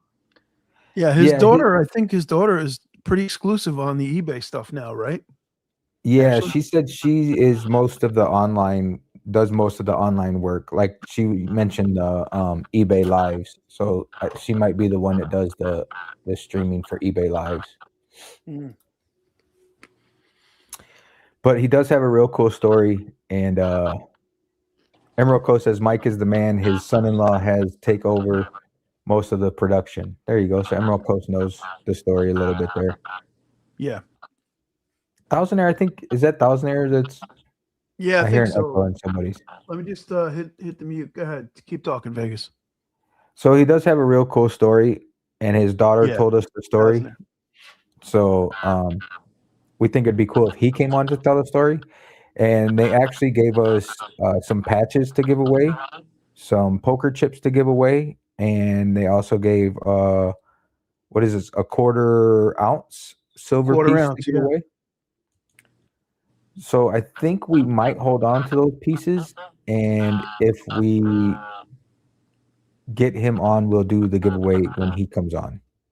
Does that I'm sound trying like not. I'm trying not to mute Thousandaire, but it's really distracting. Thousandaire, do you have another thing picking up your? He always says his tablet picks up stuff, I think, or something. I don't know, some kind Hold of on. Is there buzzing sound? sound. There's There's an like extra an echo sound. somehow, some way. Yeah, it's like repeating back. Definitely through you, because when I mute your microphone, it goes away. Yeah, it's just my phone. I don't know. Let me see what let me see what the audio said for iPhone microphone, and I had no other devices playing out loud. Huh. Bad Yeah, no, connection. it does usually does that if you have your earbuds, but you said you're not using your earbuds. No. So maybe it wasn't the earbuds. I blamed them and I stopped using them. It sounds okay now, I think. Yeah, it went away now. Maybe. Yeah, sorry about that. I hate to be the one messing things up for sure. Emerald Coast says he's a huge fan of MK bars. They have really cool stuff, and Blue Collar picked up some awesome pieces. I still hear it a little bit. You got a few yourself right there on the desk. Yes, they gave me a great deal on this 4-ounce bar. Dude, MK bars is awesome. Yeah, they are.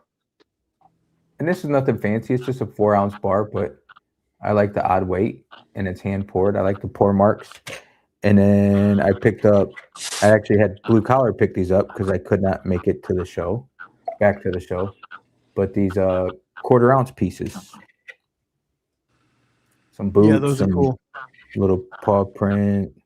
And she actually, I think this is a squid, you like said. Good, yeah. She actually gave one of those to give away. And like I said, maybe we'll do that if we can have him on the show. If he doesn't want to come on the show, then we'll just give it away anyway. I think he'll come on. Yeah, we'll see. If you like Trump stuff, you'll never find a better Trump shaped piece of silver than at MK Bar's website. Oh yeah, no, he had a couple in the case there. He had a really cool flag with an eagle's head protruding out of it. It was freaking awesome. And he likes to leave pour lines on his pieces. Yes. And I'm all about the pour lines too, because like nerd. Well, that was the thing. That flag with the eagle head had the badass pour lines on it. It was like the best ones I've ever seen. I should have grabbed it. I don't know why I didn't grab it. Now I'm kicking myself. If I would have been able to go back on Saturday, I would have got another piece or two from them for sure. But life happens, and I wasn't able to go there. Silver Serpent says, I like Morningstar Metals. I have a few pours from him. Amazing work. Yes, I also have a Morningstar Metals piece. Yep, we do love FG, Morningstar Metals. Oh, there's definitely the new technology of pouring. I mean, it does make the MK Bar stuff look a bit prehistoric, but they're different the way they do things, both of them. Yeah. The pieces that I got are all graphite molds, and you could see like maybe the graphite molds were a little bit used, I'll say, but it has that rustic look, man. I love it. They're good at antiquing things at MK Bars. Yeah. I saw a Trump piece in there, and I almost asked him about it, but I was like, Emerald Coast says Wild Pig is another craftsman that is highly underrated. They're always at the coin show as well, Wild Pig, because they're out of California. You should have got a good deal on the Trumps, because he had a bunch of those left because he was mostly selling out of Kamalas. What? Yeah. All his Biden stuff sold out. Yeah. Should we say what we got the stuff for?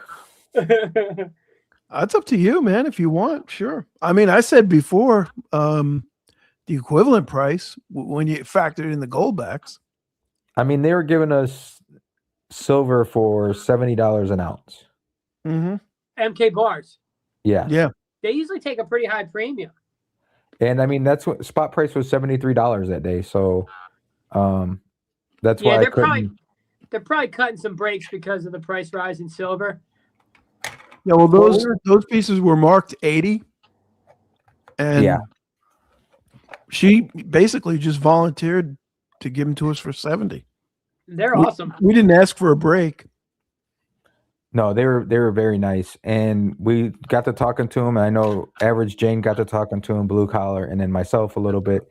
And yeah, they were super nice. They gave us, when we said we do live streams, they gave us a stack of patches. They're like, "Oh, here's some patches if you want to give them away on your live streams." Yeah. They gave a couple poker chips, Some and patches. then, like I said, they tossed in a extra 1 gram or 1 quarter ounce. Sorry, quarter Mhm. ounce little silver. I don't know what you call these things. Little nubs, little nuggets. I don't know. Little nub, little button. And they were actually really nice. They made a mistake and they gave Silver State an extra 4 dimes, right? Yeah, 4 dimes. He was getting his change in silver, and I guess she miscalculated. He was supposed to get 1 dime representing $5, and she gave him 5 dimes instead. And he realized it about 2 or 3 minutes later, and he's like, "Oh, I got to go back and give these back to her." So he walked back over there and finished it up, Vegas. I think from what he was saying, she was like, "Oh, well, that was so nice of you to come back and, you didn't have to do that." And she basically said, "Go ahead, you can keep them for being such a nice, honest person." So Which is amazing. they were amazing to us, and they got some sales out of it. So Right. And actually, we got some sales out of it too, because they bought 10 of our brand new 5-ounce copper rounds. I thought I brought that. Oh, I have one of those right here in my pocket. Yeah. I was looking for it. I thought I brought it up here. They bought 10 of these bad boys. These Bad Johnsons, as Fish says. Check out this Bad Johnson. I'm Copper. about ready to do a face reveal. Oh. Shiny case. Oh, I think you did a face reveal in your rearview mirror the other day. I didn't want to tell you, but I don't think I did a face reveal in my rear view mirror the other day. was that me? I think you did a face reveal in my rear. Yes, that was you. Sorry. I was the one driving. I saw that, but I wasn't going to mention it. Do you want me to take it down? I'll take it down. I could give a shit less. Honestly. No, you had your Content sunglasses creator on etiquette. anyway. I could care less. Emerco says, "Is that a lanyard?" Yes, it's a lanyard from the coin show. Oh yeah, where's my lanyard? Oh, it's in my suitcase. How long were you in Vegas, Blue Collar? We got into town Tuesday very late, around 10:30ish, and we split out of there Saturday at 11:45 p.m. So, okay, so you were there for 4 days, 4 full days. you flew there, right? Doesn't take long to do that, does it? Took 4 hours and 20 minutes on the way out, 3 hours and 55 minutes on the way back, which is fast. How much were the tickets to fly? The tickets going out there were free on points. Casino cruise line, right? No, points, credit card point, like, Okay. and on the way back, I think we ended up paying about $50 total because we chose seats, but we got the tickets for free based on points and gift certificates. Anything else? You want to know what size underwear I wear? No, I just never. No, I'm kidding. I've never flown on a public plane, so I actually wondering about how much the tickets are to go places. $1,000 private. Oh, No. That's right. I forgot about that. Well, I used to, but only not in like jets or anything, just in little Cessnas and Comanches. Yeah. Well, excuse us. Silver Serpents is a big MK fan. He says there's a chief with headdress on a button. Yes, you are correct. The square one does have a chief with a headdress. FG Nice. Stacker says I look about how he imagined. That's funny. It was a quick face reveal. I saw it. Yeah. But you had done a face reveal once before, I thought. I have not. Not on purpose and not that I know of.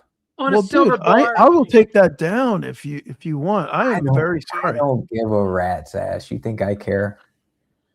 What are they gonna do? Hunt me down? Go ahead. Good luck. I do like your pit bull silver. Yes. Here's a face reveal. Mhm. Yeah. So, Blue Collar, you didn't say anything about the stuff I had on stage earlier. I thought you would notice. Get What in. did I miss? I don't know. Yeah, put it up. Let me see. I had these on there. Oh, yeah, those are cool, man. Christmas ornaments. Those will be Christmas ornaments. Yes, Christmas ornaments. Custom-made Christmas ornaments. I was wondering what those were. I thought those were like those tabs that you put on your luggage and you can track your luggage if it gets stolen. How did you know? I was doing luggage tags. I was these are going to be keychains. That's a Motel 6 key right there. Those are going to be keychains, and then I'm going to do keychains out of those as well. And you can only imagine what the little logo is going to look like on that. And Kalilo says, how comes the pinger? The pinger will be a work in progress. I am waiting for the file to get sent back. I have one file, but they have some wording on it that I want to get rid of. And I thought about asking FG. FG is the man that can get rid of words on stuff. But I was going to try and get rid of the words myself instead of bugging FG. But the pingers, I'm working on, my office is a mess right now, so my 3D printer is not up and running. But hopefully by the end of the night, it will be up and running. And the pingers, I will be printing out more, or I will be printing out pingers. And they will be very cool. Nice. They will be one-of-a-kind pingers. Did you get the pinger to work? That one pinger you sent through, it's kind of like that movie, The Fly. When it went through the portal, it got screwed up. The two pingers that I printed out, neither one of them I was happy with the results, the pinging results. Yeah. But I did get a file from somebody that has a successful pinger, from what I understand. So that's what I figured you were doing. That's good. I like it. It sounds awesome how you're geeking out with these machines. Yes, I am going to. Yes, I need to. Like I said, I can't even share the mess that I have. But I'm going to set up both machines back up today. Well, one machine and another newer machine, and then get to work. Time to roll up those sleeves and get to work. Yes. And I actually have some really cool stuff if I could figure out how to do that too with my 3D printer. That would be cool. I got to figure out how to print the little keychains with an air tag in it so I can track where people are. I mean, just kidding. Hey, somebody said Goldbacks make the best ornaments. So maybe if you made like little clothesline clippers, you could hook Goldbacks to your Christmas tree. Yeah, you know what you could do? You could that would be pretty. You could actually cut them up into little squares and paste them on those keychains. Yeah, but if you use the little clips, like when you're hanging out your clothes, you can take your Goldbacks down at the end of the holiday without slicing them into little pieces. Yeah, the gold is still there. Give me a second, guys. My youngest one is whining at me. Hold down. I'll be back. Yep. Yeah, so what do you think of all the Goldback talk lately? I think it's interesting. I like it. I like the debate. I actually had a nice little spirited debate with Fish on text message in the comments on his video, and it transitioned into a text. and then it transitioned into a phone call. So it was pretty. Yeah, it went the full gambit. Next thing, he was going to be knocking on my door. I like them. I like the Goldbacks, but I mean, I'm the stuff with the XRF.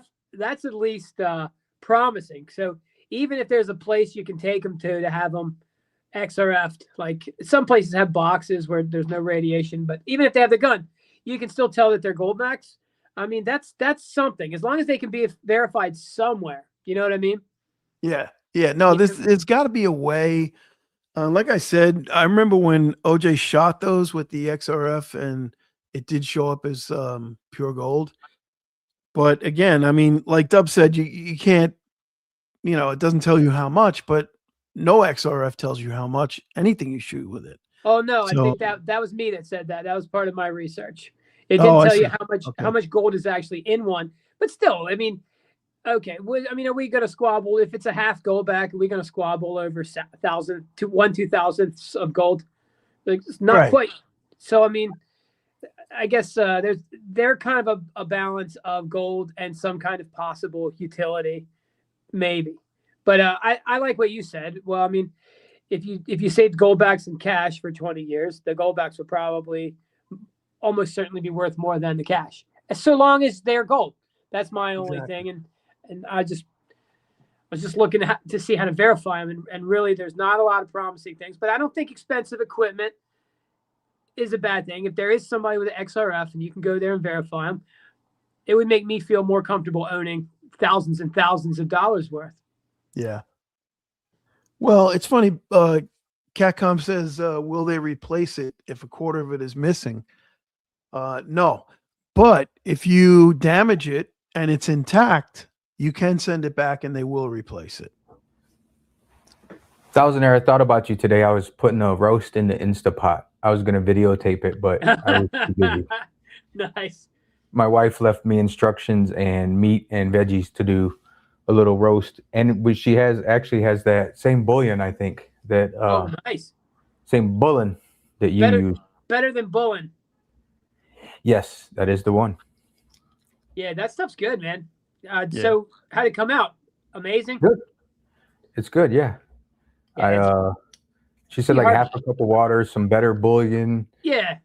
The meat, potatoes, carrots, and then I didn't put the cabbage in yet, but cabbage. You put the meat in first, and then you just throw your veggies in there for like another 6 or 7 minutes, depending on if they're big potatoes or whatnot. Well, she said she told me to put it all in there, put it on pressure cook high for an hour. So that's what I did. Well, so did it liquefy the vegetables though? They come out soft, but they'll be delicious. There's nothing. I love soft carrots that come out of that. Oh yeah. A roast with soft carrots. Oh man, it's so good. Dude. Yeah, I like when you put the onions in and you can't discern where the onions are afterwards. You know what I mean? It's like just part of the gravy at that point. I think I put 2 onions in there, some little potatoes, a couple carrots, and the meat. Dude, you can go through a bag of carrots if you cook with that thing all week. Like it's like crazy how good pressure cooked carrots are. Oh, I love them. They're like potatoes or sweet potatoes. They're like comparable to that. Yes, I agree. Yeah, it's. I got a question for you, Thousandaire. Was I too rough on fish last night? Was that? Honestly, I don't usually go like try to figure out what the emotions are behind the text. I do know one of his pet peeves is if somebody's in the text talking about him and not to him. That's one of his things. It's not part of his love language. Mm-hmm. So I just wasn't sure if I was too hard on him. I guess I was, so I don't know. I apologize to Fish if he's listening. Yeah, you guys keep it entertaining. You're like Tom and Jerry. Well, didn't he ask you to come up on stage or something? Yes, he did. And what was your answer? Really, blue collar, you jackass. Something about beating your head against the wall. I think I remember. My answer was pretty much I would rather beat my head against the wall because I'd get the same result. That's probably why he was texting and calling blue collar. That's That why could be what. Oh, by the way, he never mentioned you when I texted him in the text and the phone call. So I'm not credit to asking him Fish. to mention me, you know that. He wasn't disrespecting you. I could care less. I What know is it that, but I'm just saying. It's more a reflection on him. I wasn't trying to be mean with the comment that I'd rather beat my head against the wall, but you can't argue with him. You can't. There's not a debate with him. It's not a debate. It's he's always right. So it's not. No, dude. It's not something I want to get into. I don't know if I agree with that because I've had a couple of debates with him about the GSR going into the 50s. And he said, if it happens, I'll admit I was wrong. And he made a whole video over it. What did you do? Did you call him a name or something? Me? No. Yeah, because technically in a debate, if you call somebody a name, then that's kind of admission that you lost the debate. I don't know what you said that got him going. I can't quite remember. But I don't think it takes much. He spends a lot of time in the gym. You know, I don't know if you've ever spent a lot of time working out, but I mean, you can get irritated pretty quick if you're like you know, counting your calories and training hard. Yeah, dude is pretty strong. I will say that he's in good shape.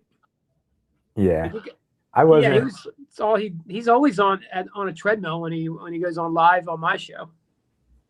Yeah, he's been on our show on a treadmill before too. And it's like last call, you know, and you know that all the people that are there during last call are the problem exercisers. They're all fighting out in the parking lot. No, I just want to know if I was too harsh. I don't know. He always thinks I don't like him, but it's okay. Yeah, you know what your problem is? You're hopelessly honest.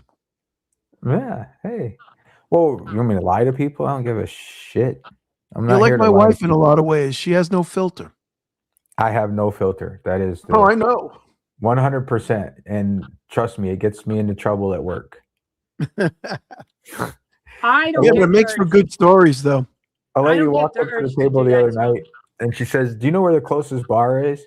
And it was funny because my buddy that I've been working with for I don't know how long, like the past 18 years, we both look at her and say, "Yeah." Yeah. Of course, that's the answer. Then she's like, "Well, can you tell me where the closest bar is?" We're like, "Oh, well, you didn't ask that." I always try to use a little bit of extra discrepancy especially for people that, you know, have trained to jump out of planes over strange countries and fight to the death with people. Yeah, my filter doesn't stop. I don't know. There's no dependent on who it is, I guess. Don't be ashamed of anything. It's a debate, and you know, people are bound to irritate each other once in a while. I wouldn't even make a big deal of it. I don't think it's anything. I'm sure if it was something, he would let you know. No, I just wanted your opinion if I stepped over the line. That's all. I don't care about anybody. I mean, I was just curious. To be honest, I was so busy trying to pull the legs off the spider that was Sober Stacker in that conversation. It just couldn't be done. I was so impressed with him. Yeah, Sober did a good job, man. Yeah, man. He did. He did do a good job. I was talking to him in the comments. I can't remember where, but I said, "Man, you're a great debater. In fact, you're a master debater." Yeah. Go into a bagel shop. Who's the master baker here? I used to go to a restaurant that had a lot of pretty waitresses, and they would give you bread, and one of the rolls was always like dill. And I used to always ask the waitress, I'm like, "You know how they make this?" And she's like, "How?" I'm like, "Dill dough." True. Well, what are you going to do? You're drinking, you're having bread, it's dill bread, and it's made with dill dough. What are you going to do? Cat says Sober came from another direction. Fish was off guard. He was off guard. Yeah, but you know, honestly, they both made good points. Fish, everything he said was valid, except when he was talking about the economy of scale, the 100 should be cheaper than the half. They can't do that because they got to make it the same across the board. It's got to be fungible. It's got to be tradable. If you have 100, you should be able to go walk in and get 100 ones. And if there were different prices, you couldn't do that. My favorite part was when Sober held up the Stack the Frack little sticker and says, "What happened to this?" Oh, yeah. That is frack. And Yeah. Fish was like, yeah, but." There was a couple buts, I think, until he came up with an argument against it all. I think the linchpin where you can win this whole thing, Blue Collar, is if you find a place with an XRF and you can verify a goldback has gold in it. You can start from there and then expand your territory. Yeah. Well, I'll tell you what. I'll bring a stack of them down to the coin shop tomorrow and film it. I'm sure he'll shoot them for me. Just shoot one at a time.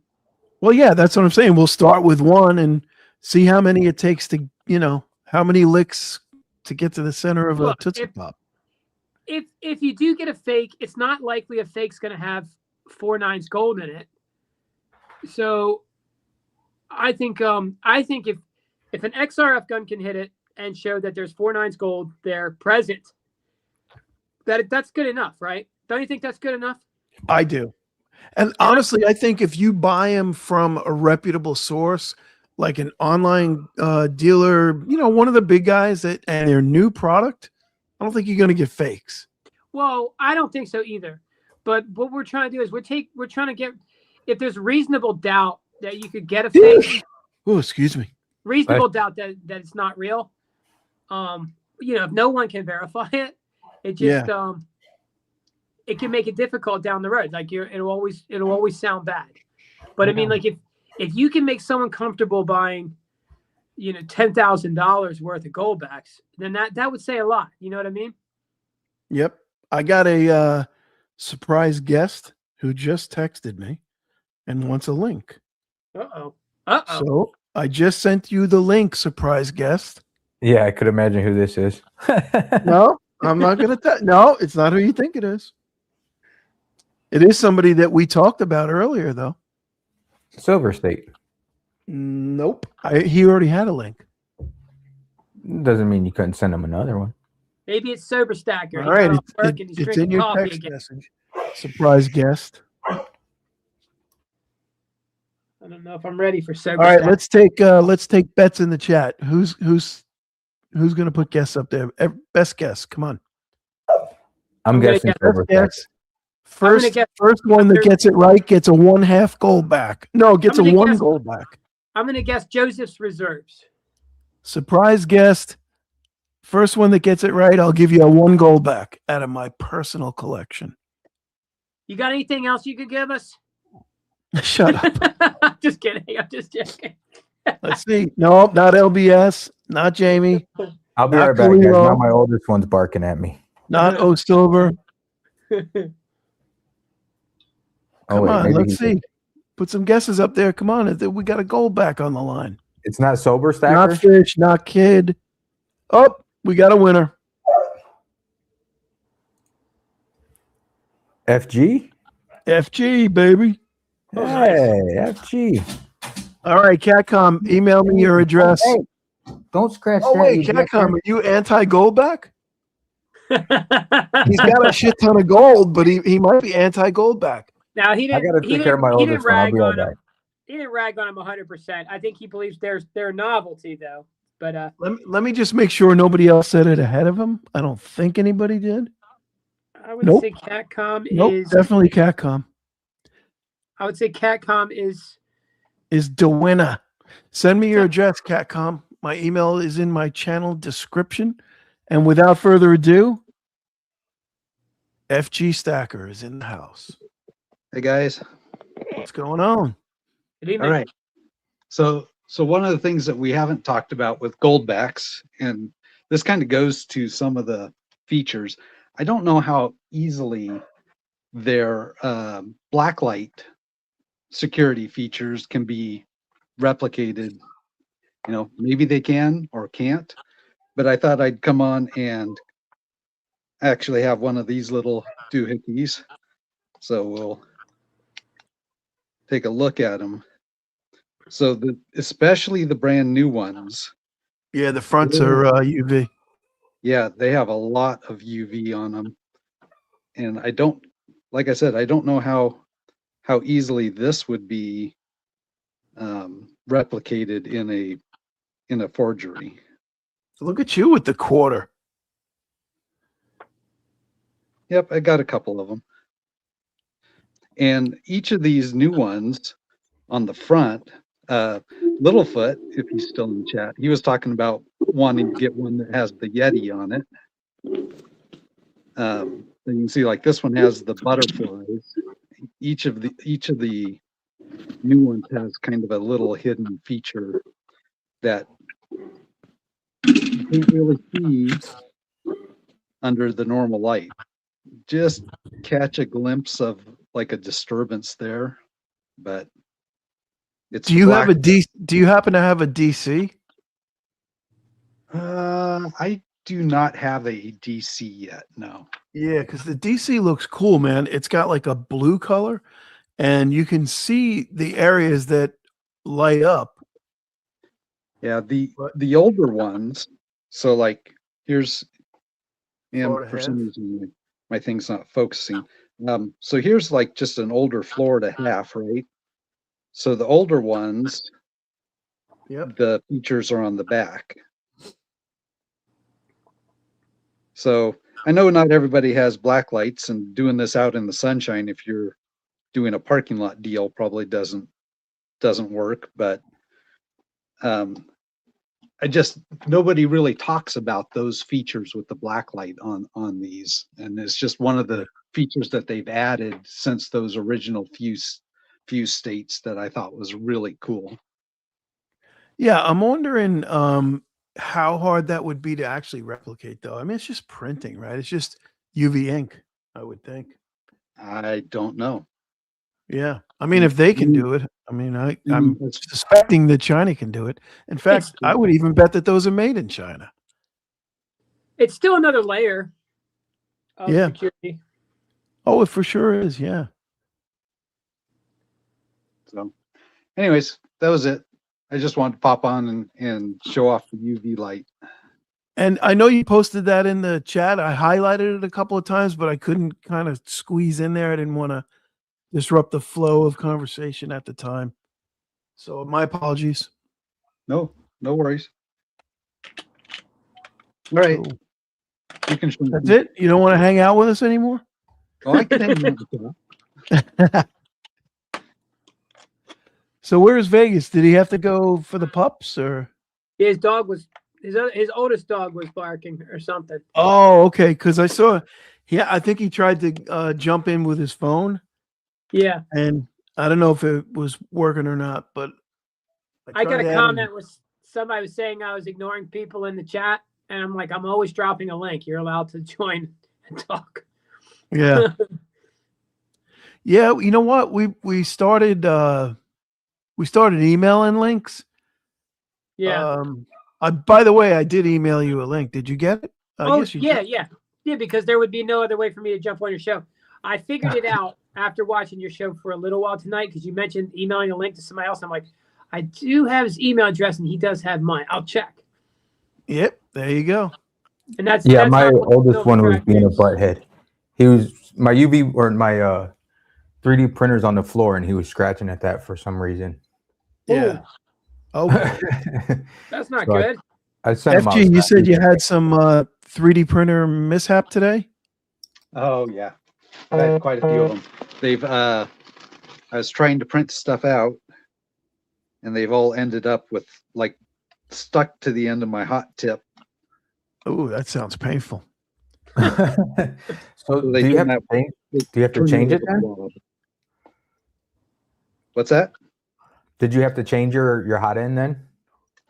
I changed from the 0.02 to the 0.04 hot end to get my flow up a little bit.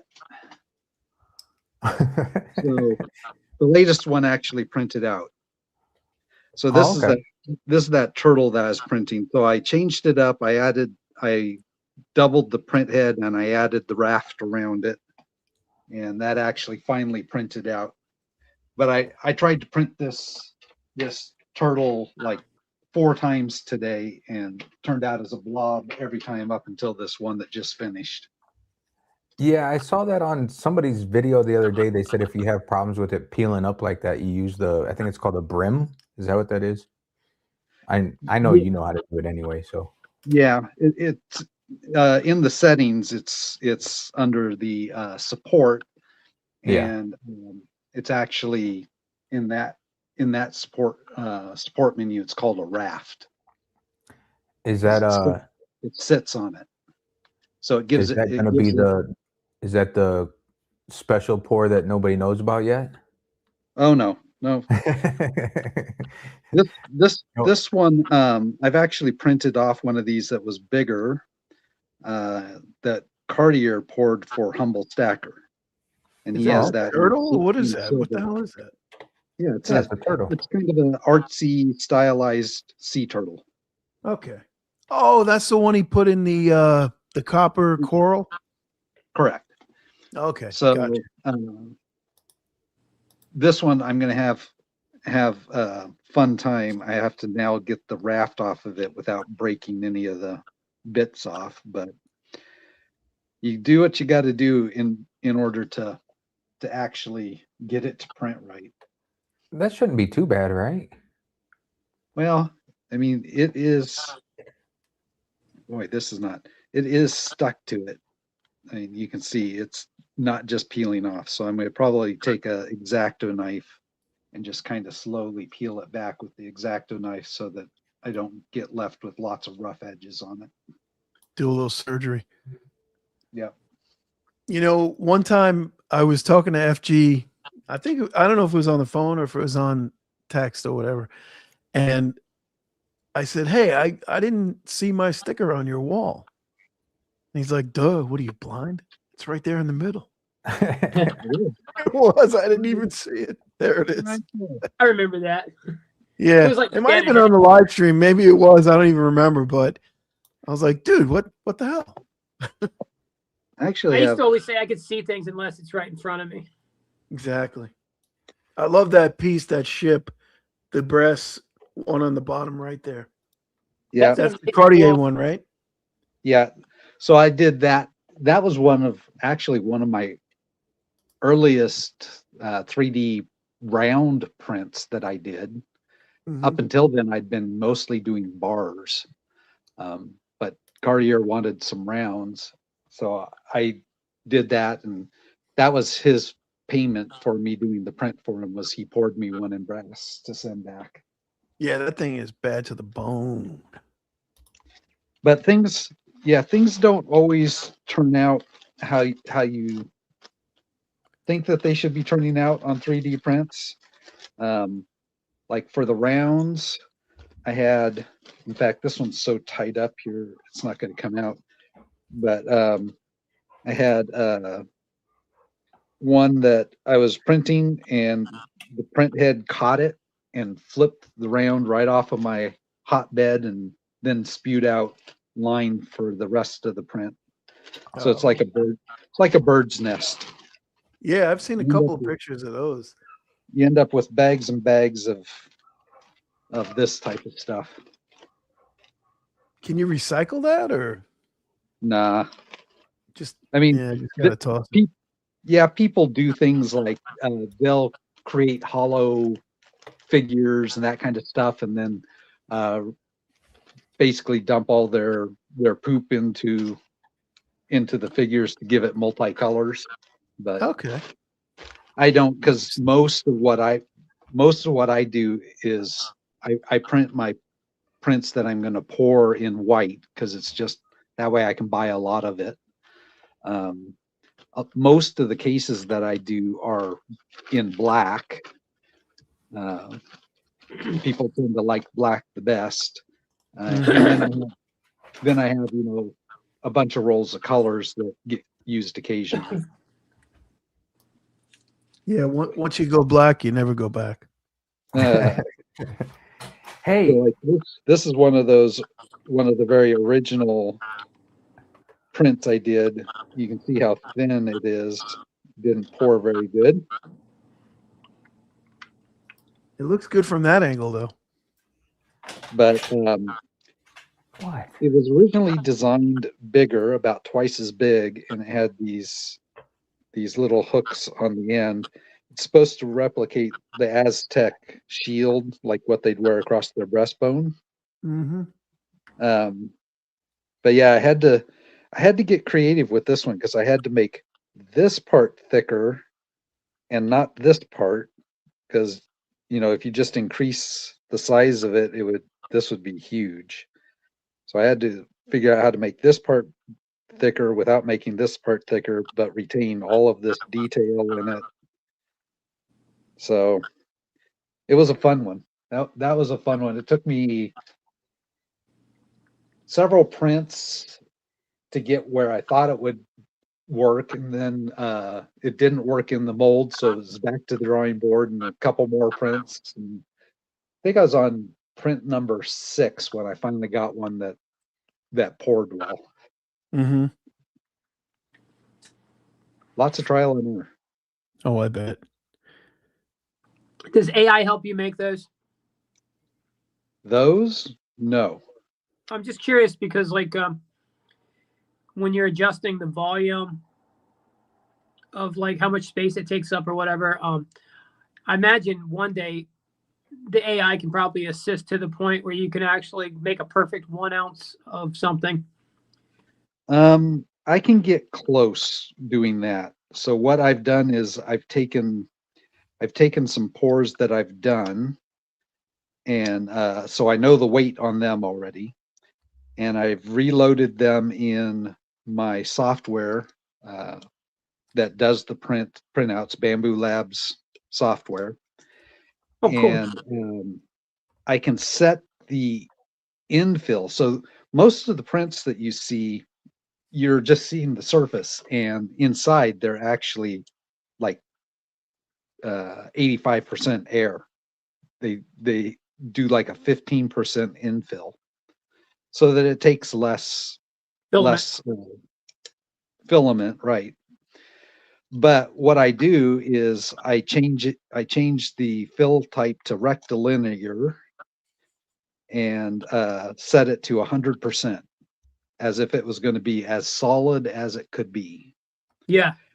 And then I can take the amount of filament and the known weight that it turned out as, and I come up with a ratio. Yeah. Okay.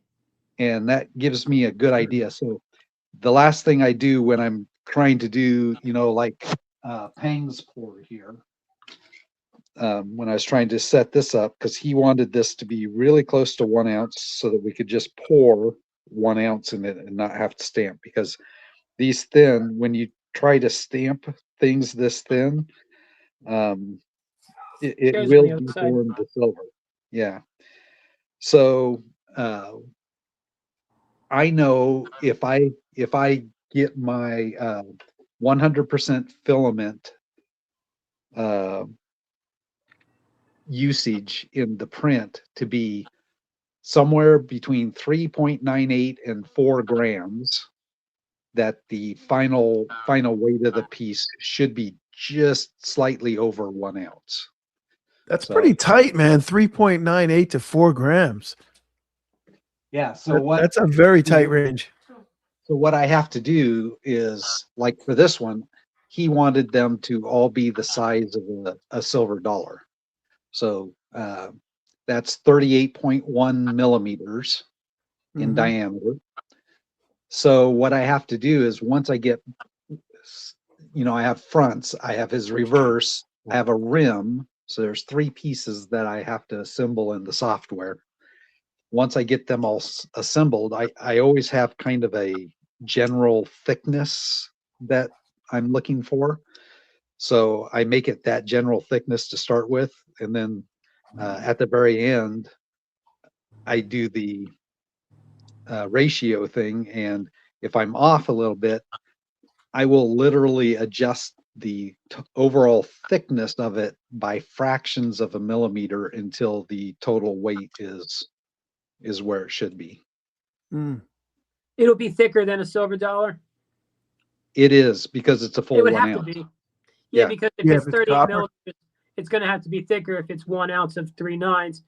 because a silver dollar is 90%. Yeah. yeah. Okay, I'm just Wait, 90% should be thicker than pure silver, though, right? No, Yeah, but you only Oh get no, it's the other way. Yeah, it should be because the but it's only copper is 0.77344 troy ounces. Right. Right. It's not a full ounce. So silver dollar is. Oh, I got you. Yeah, yeah. 86 grams, It's 8.86. 3/4 of an ounce, basically. So yeah, Yeah. it is. It is definitely thicker than a silver dollar. So, and I put a rim on it. I always put a rim on it that is going to be equal to the highest point of the raised relief image. It's a beautiful so- coin. That's awesome looking. So you can Yeah, see that like makes this sense. one's So you're actually 3.6. you're preparing it to be out there in the world of wear and tear. Well, I guess it could be, but I do that so that they will Stack. sit flat. One, sit flat when I'm putting it in onto the table to do the mold. Okay. I don't want it rocking, because if it rocks, then you get it's off center. You'll get stuff under the edge. So having a rim on it gives you a good base for actually having it solid in the mold. And then this one I'm not going to be able to, but the ones that are like this, this one's a little bit thin. I should have actually poured an extra ounce in this one, but these are basically the perfect size for a large, let's see, it's one of these, airtight, high relief, 40 millimeter black ring. And if I take one of these and take the black ring out of it, I know exactly how thick. This one's going to actually be a little bit thin, but these are high relief capsules. Okay. So like in this case, there's a lot of room in there. There wouldn't be a lot of room for this in pretty much any other capsule, but I can make these, if I make them 7.2 millimeters thick, then they exactly fill out the capsule and it like won't even move in there. So you got a lot of variables, but you're getting better and better as you go, I'm sure. yeah, it's been a lot of learning and figuring out, how do I want to do these things? Do I want capsules? Those won't, a regular capsule won't close on the coins that I'm making for, or the prints I'm making for Pang, unfortunately. But if he does an antiquing on them like that, or just leaves them as silver, antiquing doesn't really get a lot darker over time. And you can always brush it back again if you want. But this is, and I got a lot of people wishing me happy anniversary. I will say I jumped the gun on this a little bit. I wanted time, if it didn't come out, that I could re-pour it. So my anniversary is actually a couple months off. I just wanted to get this done and make sure I had something something to give her when the time actually came. You just outed yourself, though. Yeah, except she doesn't watch my videos unless I actually tell her, hey, you should watch my video. And she certainly doesn't watch our videos. That's funny. So, Catcom, I got your address. Thank you for the email. And I will pick one up, good one for you. Serpents. Don't order anything. Talk to Vegas about that.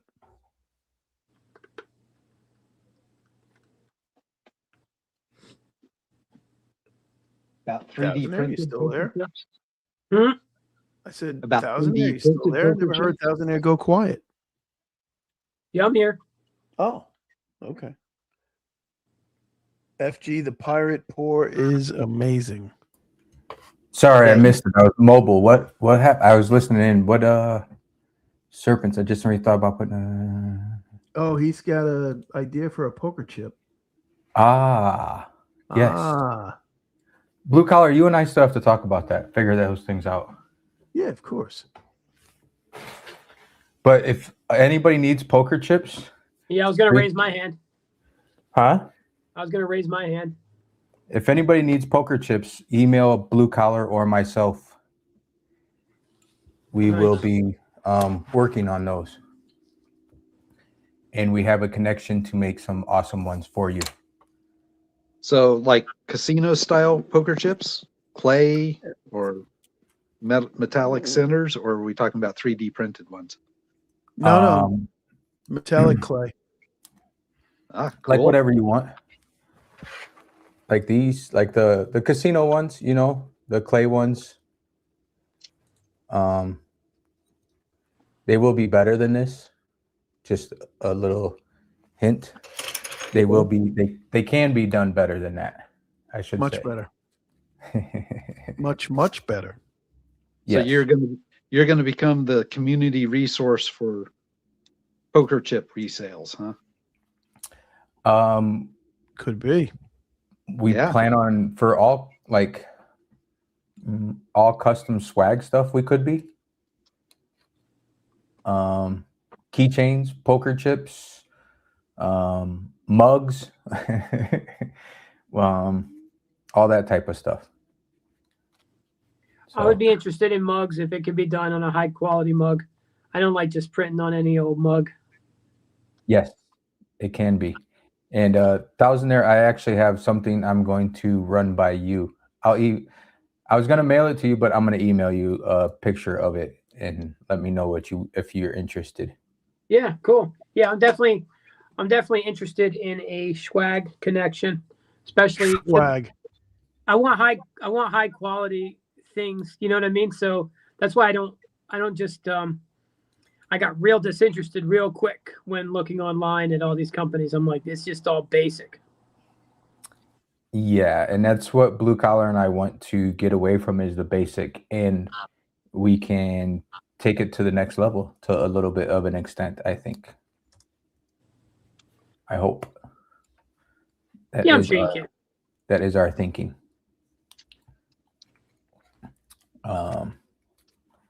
Yes, FG is the man, and when it comes down to like 3D printing, like FG says, it is like fractions of millimeters make a difference on 3D prints. Like when I was doing the 3D print gold back holders for Blue Collar, it's so crazy. Like the different materials make a difference. The way they settle, there's a lot of difference when you start doing 3D printed stuff. Yeah, that was a bit of a pain in the ass. You were having a hard time with that. I kind of felt bad for a second. There's lots of caveats with 3D printing. I used to listen to podcasts on it, and there's many things that can go wrong. I'm very fortunate, and I think FG, you have an open air print 3D printer, right? Yep, I have the A1. Yeah, what do they say? Buy once, cry once. I went through with the whole buy once, cry once, and I bought the enclosed one. And knock on wood, I haven't had many issues with it. The other day I had one where it started to do the spaghetti thing, but it stopped itself and it was an easy fix. So, but yeah, I've been lucky with mine. I basically plugged it in and it's been going ever since. I haven't done much changing with it or maintenance on it or anything like that. So I've been fortunate. Well, you know, when I first started off, I was kind of did it on I'm kind of a jump in feet first and figure it out later. But I wasn't really sure what I was doing with it or if it was going to be something I'd like to do long term. So I didn't jump in with the multi-$1,000 printer. I just went on the low end and got there not the lowest end, but I thought the A1 was a good kind of balance for value at that point in time for something that I didn't know I was going to use as much as I actually have turned out using it. Yeah, and like you said, it serves its purpose, which is what you need. And I did, I was doing research, and I sort of jumped the gun a little bit because it was like when the time that the whole tariff talk was coming out about like a year ago, and I bought it before it went up in price because of the tariffs, and then it ended up actually coming right back down in price anyway. So, Yeah. and now I don't even see the one I have on their website. So, well, the and it one wasn't- I think it the one was- you have really works good for what you're doing, which is mini prints across your build plate, do 12 at a time or something like that. Yeah.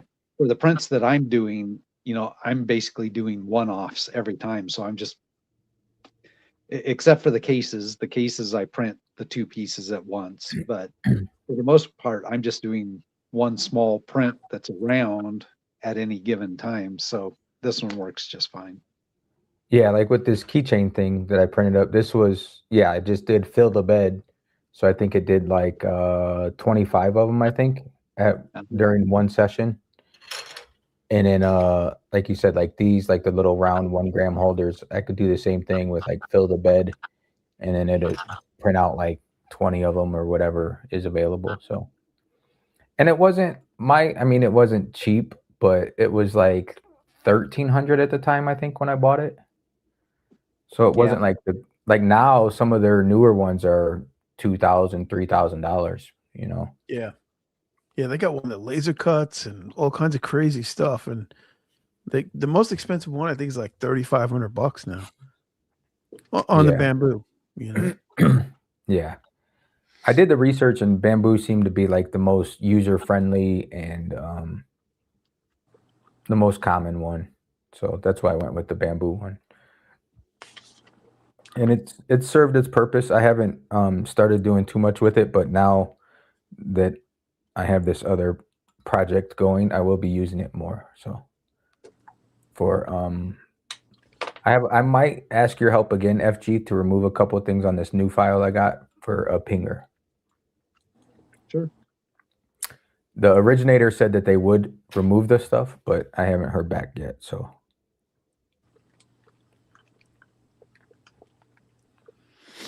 Well, here we are, 2.5 hours in. I got to get up at 5 a.m., so I'm ready to crash out. Anybody else? sounds good to me. You can crash out. I'll go. My pups won't mind if I spend some time with them, actually, since they were being little butt heads. I have a roast to eat and an office to straighten out. There you go. Yeah, I gotta make some room too. Hopefully, I'll get working on that tomorrow. We'll see. Alrighty, guys. Well, enjoy your week. Is it this Saturday that we have Silverstruck on?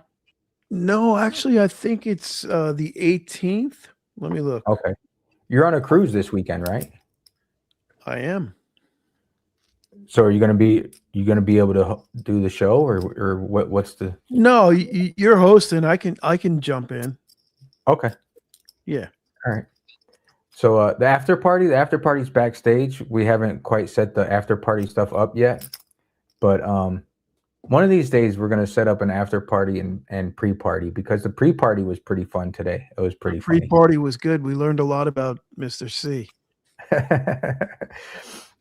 Thank you guys so much for hanging out. Silver Serpents, Kalilo, Pain Stockpiles, FG, thank you for coming up. Dub C, thank you for coming up. Thousandaire, thank you for coming up as always. Blue Collar, thank you for having me. Emerald Coast, Silver Serpents, Penny Scout. If I missed your name, don't think I'm ignoring you. Catcom, congratulations on your 1 gold back that Blue Collar was so kindly giving away. Not sponsored by Goldback by any means, but if they want to, reach out to Blue Collar Stacker. Yes, thank you guys. Go enjoy your week. Have some fun. Hopefully the week will bring good things for you. We definitely are sponsored by Average Joe Coins and Bullions on Pure Metals and whatnot. There you go. I like it. In a sense, kind of is, but yeah, thanks everybody. Appreciate you coming in. Look forward to Saturday because I'll be away. But thank you, FG. Thank you, Thousandaire. Thank you, Dub C, for coming on. Appreciate you all. Yep. Thanks for having me. Always fun, guys. Stick around, Thousandaire. I'll show you what I was talking about. Oh, I will. All right, guys. Everybody have a good night. We'll see you on Saturday morning. Cheers.